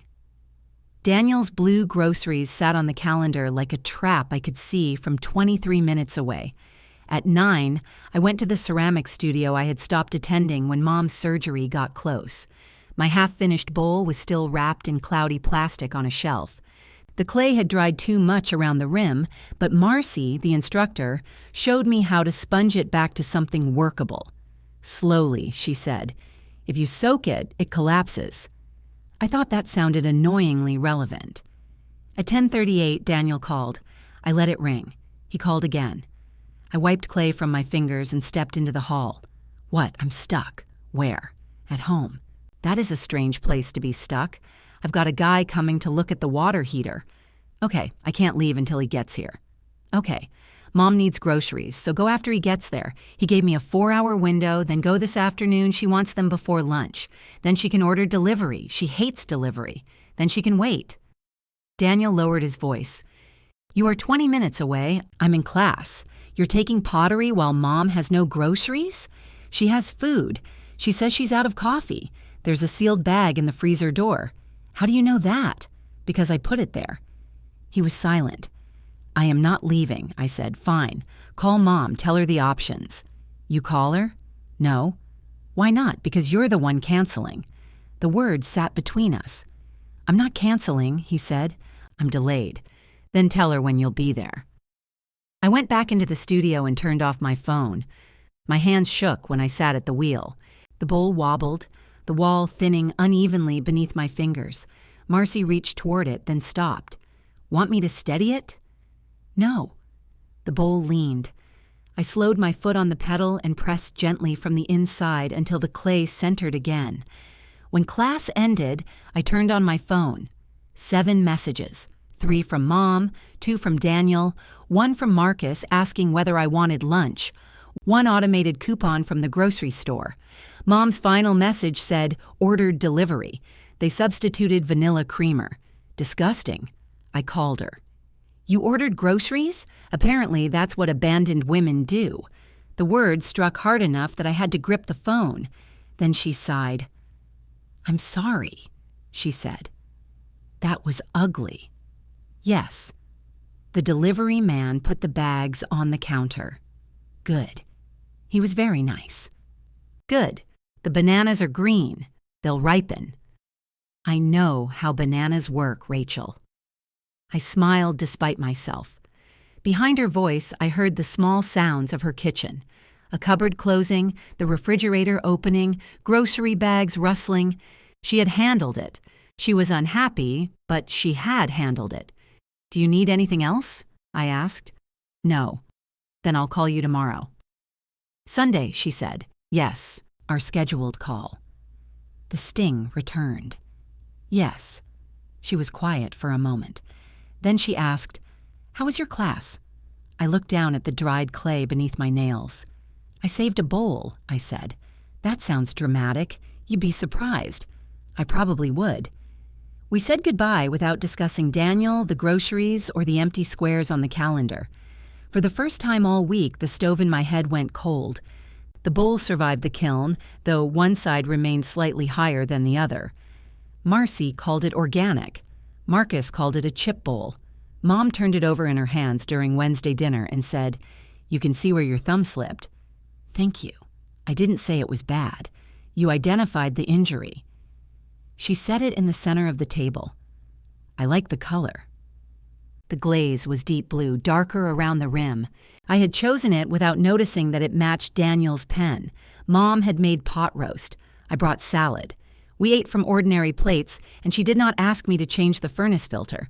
Daniel had finally changed it, though he put the old one in the recycling bin, and Mom had called me to ask whether fiberglass was recyclable. I said to ask him, I reminded her. He said everything is recyclable if you believe in the future. That sounds like Daniel. He's been irritable. So have you. I'm recovering. What's his excuse? She almost smiled. After dinner, Mom carried my bowl to the living room and placed it on the coffee table. What are you doing? Seeing how it looks, it's for food. It can be decorative. I made you a bowl, not an emotional centerpiece. You said Marcus called it a chip bowl. He did. It's too nice for chips. I watched her adjust it twice, turning the flawed side toward the sofa where no one would notice. That was Mom, too. She could puncture me with a sentence and then protect a lopsided bowl like it had feelings. Her physical therapy dropped to 1 Friday a week. Daniel wrote every Friday in blue for the next month. The first week, he arrived 12 minutes late and blamed a truck blocking the parking garage. The second week, he got there early enough to complain that Mom was not ready. The third Friday, he called me at 9:15. Do you know where her black shoes are? Which black shoes? The slip-ons, hall closet. They're not there. Then bedroom. She says you moved them. I haven't touched her shoes. In the background, Mom said, "She put them away after the hospital." "That was 3 months ago," I said. Daniel lowered the phone. "Mom says that was 3 months ago." I heard her. "Can you think?" "I am thinking. I'm thinking this conversation should not involve me. Why are you being like this? Because I'm not in the house. You know where everything is." "No, I don't." Mom called. They were under the chair. Daniel came back to the phone. "Found them." "Wonderful." You could have said chair. I could have also predicted the lottery. He hung up. At 1, Mom called to tell me therapy went well and Daniel had been impatient. He kept checking his watch, she said. He probably had somewhere to be. He committed to the morning. Yes. He made me feel rushed. Tell him. I don't want to criticize him when he's helping. I held the phone away from my face and stared at it. "Rachel, I'm here." "What? Nothing." "Don't say nothing." I lowered my voice. "You criticized the temperature of the water while I washed your hair over the kitchen sink. That was different." "How?" "You don't take everything personally." I laughed once. "I mean, you understand me," she said. Daniel was sensitive. Rachel was strong. The old equation still balancing no matter what numbers we put into it. "Mom, understanding you doesn't make things painless. I never said it did. Tell him when you feel rushed. He'll stop taking me." Then he wasn't offering help. He was offering a performance. That's mean. It might also be true. She went quiet. A minute later, she changed the subject and told me Paula's new vacuum had scratched the baseboard. Daniel started calling me in the evenings. At first, he asked practical questions. Did Mom's blood pressure medication need food?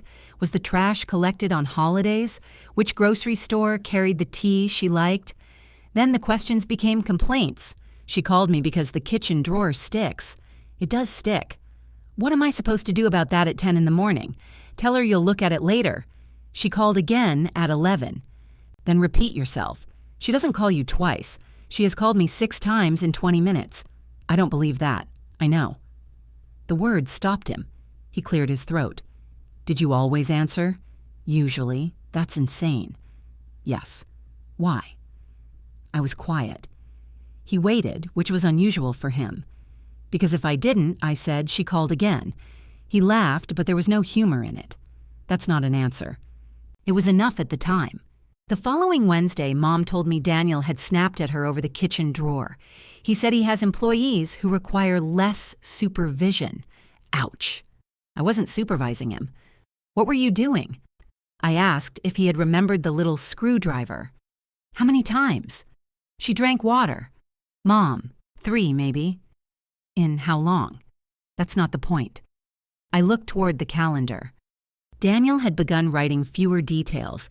Instead of naming each task, he wrote MOM in the Friday square, as if she were one appointment containing all possible needs. You could hire someone for the house things, I said. I'm not paying a stranger to tighten a screw. You wouldn't. You'd pay someone for 2 hours and they'd do several things. I don't have several things. The drawer, the attic noise, the closet door upstairs, the porch bulb. The porch bulb is fine. It flickers. Only when it's windy. Electricity should not respond to weather emotionally. Mom smiled despite herself. I took the home care pages from beneath the calendar. They had not moved since the family lunch. One woman comes recommended by Andrea's office, I said. Her name is Gloria. She does errands, light housework, meal preparation. I can prepare meals. Then she doesn't have to. And what am I supposed to do while she wanders around my house? Talk to her. I don't know her. That is how knowing starts. Mom pushed the pages back toward me. I'm not there yet. I did not ask where there was. The call came Saturday afternoon while Marcus and I were cleaning the garage. Daniel's name flashed on my phone. I almost let it go, but he called twice. What happened? Mom's knee is swollen. I sat down on a cardboard box. How swollen? I don't know. Swollen. Is she in pain? Yes. Did she fall? She says no. Did she twist it? She won't tell me. What do you mean she won't tell you? She keeps saying it's nothing, but she called me 3 times. Where are you? 40 minutes away, Alyssa and I are at her sister's. I stood. Marcus watched me from beside a stack of old paint cans. I'm going over, I said. Daniel exhaled with relief. Thank you. This is a real concern. I'm not covering your visit. Fine, I mean it. Rachel, go. Mom was on the living room sofa with an ice pack wrapped around her knee and anger wrapped around everything else. I told him not to call you. You called him 3 times. Because he wasn't answering. What happened? Nothing. Your knee is swollen. It has been swollen before. What did you do? I did laundry. Laundry doesn't do that. I carried the basket. Upstairs? She looked at the television. Mom, I'm not discussing this while you interrogate me. I crouched in front of her. The knee was puffy but not dramatically different from the photos Andrea had shown us after strenuous days. Her skin was normal. She could bend and straighten the leg. Did you carry a full basket upstairs? It was half full. Why? I needed clean towels. There are towels downstairs. They're old. They dry things. I wanted my good towels. I sat back on my heels. You could have asked. Her eyes flashed. And been told to wait until Wednesday? The sentence landed exactly where she aimed it. I stood. Mom's anger broke first. I'm sorry. Did you do it because you were trying to prove something? No. Were you? I live here, Rachel. Sometimes I carry laundry. I called Andrea's after-hours line and left a message, then checked the recovery instructions. Ice, elevation, rest, and monitoring, unless the swelling came with heat, redness, severe pain, or loss of movement. None of those were present. Daniel arrived 25 minutes later with Alyssa. He came through the door breathing hard, like he had run from the driveway. What happened? She carried laundry upstairs, I said. He stared at Mom. Why would you do that? I'm not an invalid. No one said you were. You all act like it. Alyssa took off her coat and sat beside Mom. Can I see? Mom showed her the knee without protest. Daniel paced. You should have called somebody. I called you. I mean before. Who? He stopped. The room went quiet. Mom looked at me. I looked at Daniel. That's the issue, I said. She needs help she can request without first deciding which one of us is allowed to have a life. Daniel folded his arms. Here we go. No, I'm not saying it should be me. Then who? Gloria, or someone like her. Mom groaned. I do not need Gloria. You don't know Gloria, Alyssa said. I don't need whoever she is. Daniel rubbed both hands over his face. Can't we just make a schedule? We had a schedule, I said. We need a better one. You mean one I manage? I didn't say that. Who will manage it? He looked toward Mom, then away. My phone rang. Andrea returned the call. I described the swelling. She asked Mom several questions, then told us what we already knew. Rest, ice elevation, and call again if anything changed. Mom looked almost disappointed by the lack of drama. Daniel sat on the arm of the sofa. I can do laundry tomorrow, he said. I have clean towels now. That's not the point. She gave him a look. Apparently nothing is the point. Alyssa covered her mouth, but I heard the laugh. The swelling improved within an hour. I left before dinner. Daniel followed me to the driveway. You didn't have to come, he said. Yes, I did. Why? Because I called? Because it was a genuine concern. And if I hadn't called, I hope Mom would have. He pushed his hands into his coat pockets. She called me first. I know. I thought that's what you wanted. It is. Then why do I feel like I failed some test? Because you couldn't go immediately and you thought I should. His jaw tightened. I opened my car door. Do you know what she said after you hung up? He asked. What? She said, call Rachel, she'll know. The old words pulled at me. Pride and exhaustion mixed so thoroughly I couldn't separate them. I usually do know, I said. That's the problem. I looked at him. He stared toward the house. You made it look easy. No, Daniel. You didn't look. He flinched. I got into my car and shut the door. Before I backed out, I saw him still standing in the driveway, not angry anymore, just cold and thinking. Daniel did not call me for 6 days. On Wednesday, his name was absent from the calendar. Mom had written, Gloria, in black on Thursday afternoon, followed by 3 question marks. The home care pages sat beside her coffee with the corner of the first sheet folded down. You called her, I asked. I spoke to her. That's calling. I haven't hired anyone. I didn't say you had. She sounded very young. How young? 50, maybe. You're 74. I know my age. Then 50 is not very young. It is to come into someone's house and tell them what to do. I don't think she tells you what to do. What does she do, the things you ask? Mom looked offended by the simplicity. I put a bag of salad on the counter and checked the oven. She had made stuffed peppers. Wednesday dinner had settled into something less hostile. Sometimes I brought food. Sometimes she cooked. Sometimes we ordered pizza and complained that it had gotten expensive. I no longer changed filters, returned library books, or checked attic noises while I was there. I did still take the trash out if I happened to be leaving when the bag was full. A boundary could apparently survive contact with garbage. Gloria is coming tomorrow for an interview, Mom said. Good. An interview is not a commitment. I understand. She charges for 2 hours whether I use 2 hours or not. Then find 2 hours of things. I'm not inventing chores for a stranger. Ask her to take you shopping. I can drive. Then drive. Mom pressed her lips together. You don't have to be pleased about it. I'm trying not to react. That's worse. You look like a therapist. I'm chopping salad. You're chopping it calmly. I put down the knife. What response do you want? She looked at the calendar. I don't know, she said. That was new.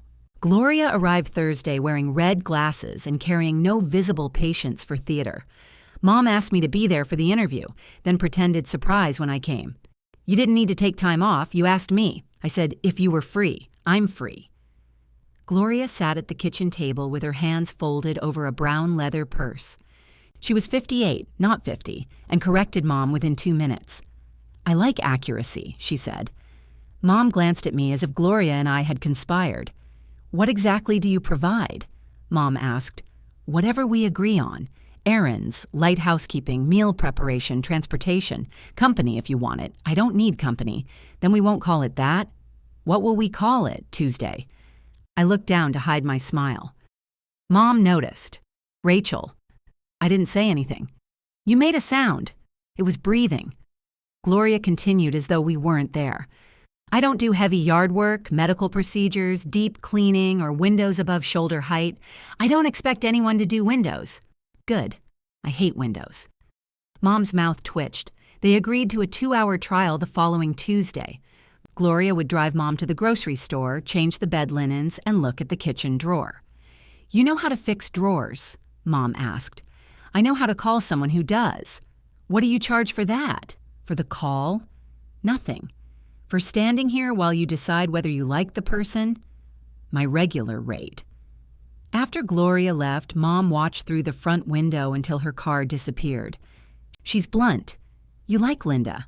I'm related to Linda. So you're accustomed to bluntness without the option of dismissal. Mom sat down at the table. Do you think I'm difficult? There were questions that wanted honesty and questions that wanted rescue. I had spent years pretending they were the same. I think you know what you like, I said. That was diplomatic. I learned from the United Nations. She rubbed one hand over her knee. The swelling had returned to normal. Her movement looked good. What if I don't like having her here? Then don't hire her again. And if I do, then hire her. Mom looked toward the calendar. You make it sound easy. No, I make it sound like your decision. Tuesday afternoon, she called me. She put my fitted sheet on backward. There is no backward. The tag belongs at the bottom right. Did the sheet fit? That isn't the point. Did she fix the drawer? She sprayed something on the track. Does it open? Yes. Did you get groceries? She made me buy 2% milk. Gloria is a hero. Mom laughed. Then she said, she's coming again Friday. I sat at my desk with the phone against my ear and felt something loosen. I'm glad. I haven't decided about next week, of course not. She has opinions about my vacuum. Tell Paula. Paula will want to bring hers over. Then don't tell Paula. Mom was quiet. I liked her, she admitted. I know. How would you know? You called to complain. Daniel called that evening. Coffee? He asked. I looked at the clock. Now? Tomorrow. Where? Somewhere Mom isn't. We met at a coffee shop halfway between our houses. Daniel arrived early, which made me wonder if I had the day wrong. He'd already ordered mine. Mocha, he said, sliding it toward me. There was no whipped cream. You remembered. I remember things. Careful. That sounds like a claim. He gave me a tired smile. For a while, we discussed Gloria. Mom had called him after the interview and described the 2-hour minimum as extortion. After the first visit, she called again and said Gloria folded towels incorrectly, but had excellent driving judgment. She talks about her like she found a stray cat, Daniel said. She's going to love her. I know. He turned his coffee cup slowly between his hands. I owe you an apology. I waited. Daniel looked at the table, not at me. You didn't abandon Mom. The words should have felt larger. Instead, they fit quietly into the space between us. No, I said. I knew you hadn't. Not really. Then why did you say it? Because she was upset. So, and I felt guilty. There it was, plain and disappointing and true. He rubbed his thumb over the cardboard sleeve. When I got back, she kept saying the house felt empty. She said Paula was nice, but it wasn't family. She said you sounded distracted on the phone. I was on vacation. I know. You were also on vacation.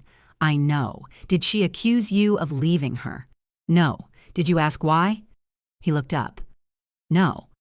Why not? Because I was relieved. I leaned back. Daniel's face tightened. I knew she was blaming you instead of me, and I let her. Then I helped. Outside the window, a woman struggled to open an umbrella against the wind. It turned inside out. She stared at it, offended. I wanted Linda there, Daniel said, because I thought she'd make you see reason. Which reason? That Mom needed you. She needed you too. I know that now. You knew it then, not the way I know it now. I took a drink of coffee. It was too hot. Daniel looked older than he had in the hospital waiting room. Not dramatically, just tired around the mouth. You made it look easy, he said again. I told you that you didn't look. I've been thinking about that. Did it hurt? A little. I smiled despite myself. He smiled too, then became serious. I thought you took over because you wanted control. You always knew the appointments, the medications, the exact milk. I figured if I tried, you'd correct me. So why bother? That's convenient. Yes. The admission disarmed me. He looked down at his cup. Also, you did correct me. You bought skim. Skim is milk. It tastes blue. He laughed. She said that. Because it's true. He sat back. I can't do what you were doing. No one should. I don't mean I won't. I mean I can't. Alyssa is furious. Work is a mess. Mom called me 5 times yesterday because Gloria parked too close to the mailbox. 3 times before lunch? 4. Personal record. I snapped at her. She told me. Of course she did. Tell her you're sorry. I did. Then stop promising 5 things every time you feel guilty. His eyes flicked to mine. I'm serious. Write 1 thing, do it. Then leave the rest blank. She'll think I don't care. She might. That doesn't bother you? It makes me sick. Daniel nodded slowly. We finished our coffee without solving the rest of our childhood. On Sunday, he came to Mom's for dinner and brought no flowers, no pie, and no blue pen. He arrived at 4 and fixed the porch light. At the table, Mom asked when he would come again. Saturday morning, he said. What about Friday therapy? Gloria can take you. I thought you were taking Fridays. I can't do every Friday. Mom looked toward me. I kept eating. Next Monday? She asked him. I can call Monday. I can't come. You used to come more. Daniel's fork paused. No, he said gently. I used to say I would. The room went still. Mom's gaze moved from him to me. "Did you two discuss this?" "We had coffee," Daniel said. "About me. Among other things. I suppose I should be grateful my children have formed a committee." Alyssa reached for the butter. Committees usually have minutes. No one laughed. Mom stood and began gathering plates, though we were not finished. "Sit down," Daniel said. "I'm done. You barely ate. I'm not hungry." I rose to help, then stopped myself. Daniel took the plates from her instead. She let him. On Wednesday, Mom did not make dinner. A blank weekly calendar sat in the center of the table beside 2 pens, red and blue. "I thought we should start over," she said. I took off my coat. "Start what over?" "The schedule. Gloria can do Tuesdays and Fridays for now. Daniel says Saturday mornings. You can fill in the rest." I looked at the empty boxes. "I'm still doing Wednesday dinner and Sunday calls. That was while you were upset." "No, that's what I can reliably give. You used to come whenever I needed you. I used to come whenever you asked. What's the difference?" I sat across from her. The part where I needed to matter, too. Her fingers tightened around the red pen. "So this is permanent." "I don't know. But I'm not going back to the way it was." Mom stared down at the blank page. After a long silence, she said, "Do you know why I told Linda about the grab bar?" I waited. "Because Daniel put it in," she said. "I know, no." She looked up at me. "That isn't what I mean." Mom turned the red pen between her fingers. "When you did something for me, I treated it like it was expected," she said. "When Daniel did something, I treated it like an event." The kitchen clock clicked behind her.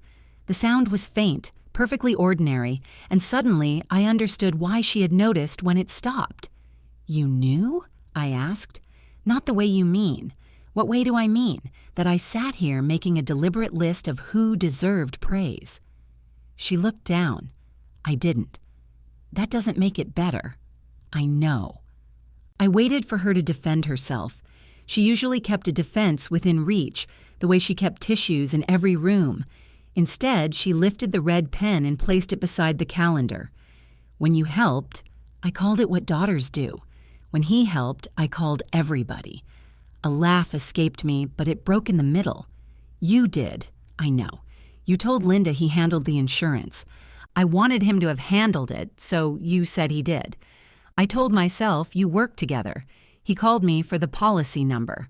I know that now. You knew it then." Mom flinched. "Yes."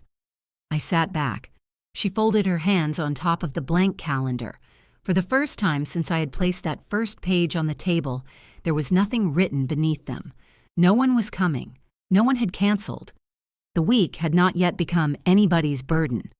"Why?" I asked. Mom looked toward the dark window over the sink.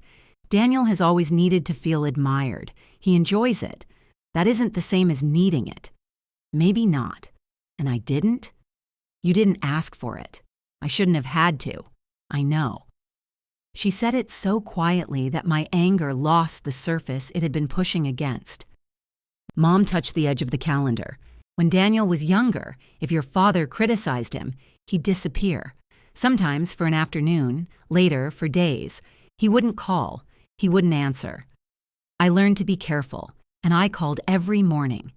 You did. So you learned you didn't have to be careful with me." Her eyes filled. "That sounds terrible. It was terrible." "I thought it meant we were close." "We were close." "I thought you knew I depended on you. I knew. I thought that was a compliment." I stared at her. It was absurd enough to be true. Mom had been thanking me with dependence while praising Daniel with words, then wondering why I couldn't hear the gratitude. "You made me pay for being safe," I said. Her mouth trembled. "I think I did." The admission hurt more than an argument would have. If she had denied it, I could have stayed angry in a clean, useful way. Instead, there she was, 74, stubborn, frightened, and finally looking directly at something she had preferred blurry. "Why did you let him say I abandoned you?" Mom closed her eyes for a moment. "Because I was angry." "You told him that?"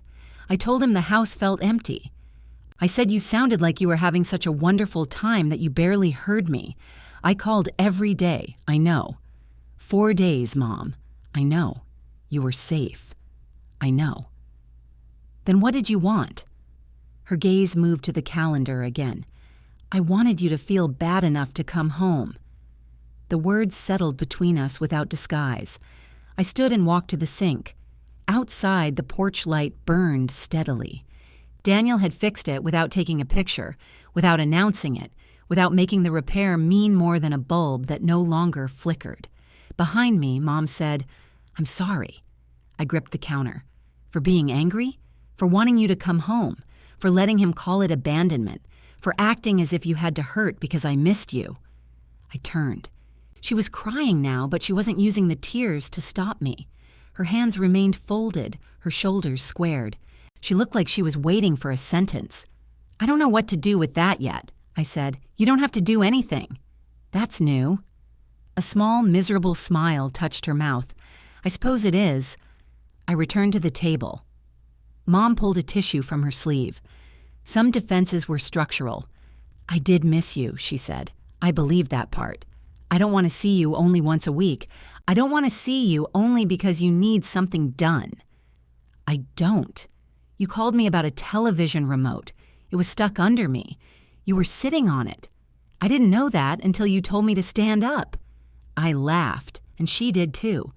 We sounded exhausted. She wiped beneath her eyes. "Can we leave some things open?" "What things?" "The schedule. If I ask you to lunch, I don't want you to say it isn't Wednesday. I'm not setting visiting hours. I'm stopping the assumption that any empty space belongs to you." Her expression tightened at the wording, then eased. "All right, you can ask. I can say no. I don't like that." "I know. I may never like that.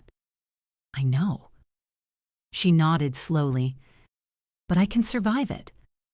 That was the closest thing to a promise I trusted.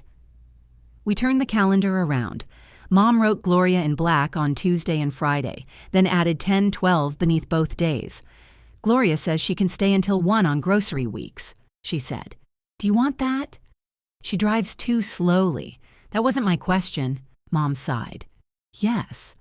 On Saturday, she wrote Daniel, morning in blue. The pen was hers, but she used block letters that resembled his handwriting. "Let him write his own," I said. "He said every Saturday. He said Saturday mornings when he can. He can most Saturdays. Then let him write 1 week at a time." Mom hesitated, then drew a line through the entry. The blank Saturday looked painful to her. I understood. Empty space had always felt like uncertainty in that kitchen. I wrote Rachel dinner 6 o'clock on Wednesday. On Sunday, I added call. Nothing else. Mom studied the page. What if I need a ride Monday? Ask someone. What if no one can? Use the car service. What if I hate the driver? Tell Gloria on Tuesday. She gave me a dark look. You've become very smug. I've had free evenings. They're transformative. She almost smiled. Before I left, she put my blue bowl into my hands. I thought you liked it on the table, I said. I do. Then why am I taking it? She touched the uneven rim. I want you to make me another one. What's wrong with this one? Nothing. Then why another? So I can have a pair. I looked at her. It doesn't have to be perfect, she said. I took the bowl home. Daniel wrote himself into Saturday the next morning. He sent me a picture of the calendar without comment. I replied with a thumbs up. He wrote back, I deserved that. His Saturdays became quieter than his old visits. He stopped bringing restaurant food every time. He took Mom to the grocery store, tightened loose cabinet handles, and sat with her through programs he disliked. Once, he left after 40 minutes because he had promised Alyssa they would meet friends for lunch. Mom called me to complain. He barely stayed. He came when he said he would. He used to spend hours. He used to promise hours. That's not the same. No. She waited for me to criticize him. I didn't. On Tuesday, Gloria found the source of the attic noise. A branch scraped the roof when the wind came from the west. I told you it was scraping, Mom said over the phone. You also called it a squirrel. It could have been both. Gloria arranged for a handyman to trim the branch. Mom objected to his price, approved his shoes, and watched the entire job from the driveway. Then she called Daniel to tell him it was handled, not me. The realization arrived softly. Marcus and I began eating dinner at our table again. Not every night. Sometimes we ate on the couch from the containers because adulthood was mostly moving food between surfaces. He stopped asking whether I would be at Mom's, and I stopped answering calls as if I were bracing for impact. I finished the second bowl. It came out a little lighter than the first, with a ripple in the glaze near the base. Mom put both on the coffee table. "The colors don't match," she said. "I can take one back. I didn't say I didn't like them." She filled them with wrapped candy. One held butterscotch, the other held chocolates Marcus liked.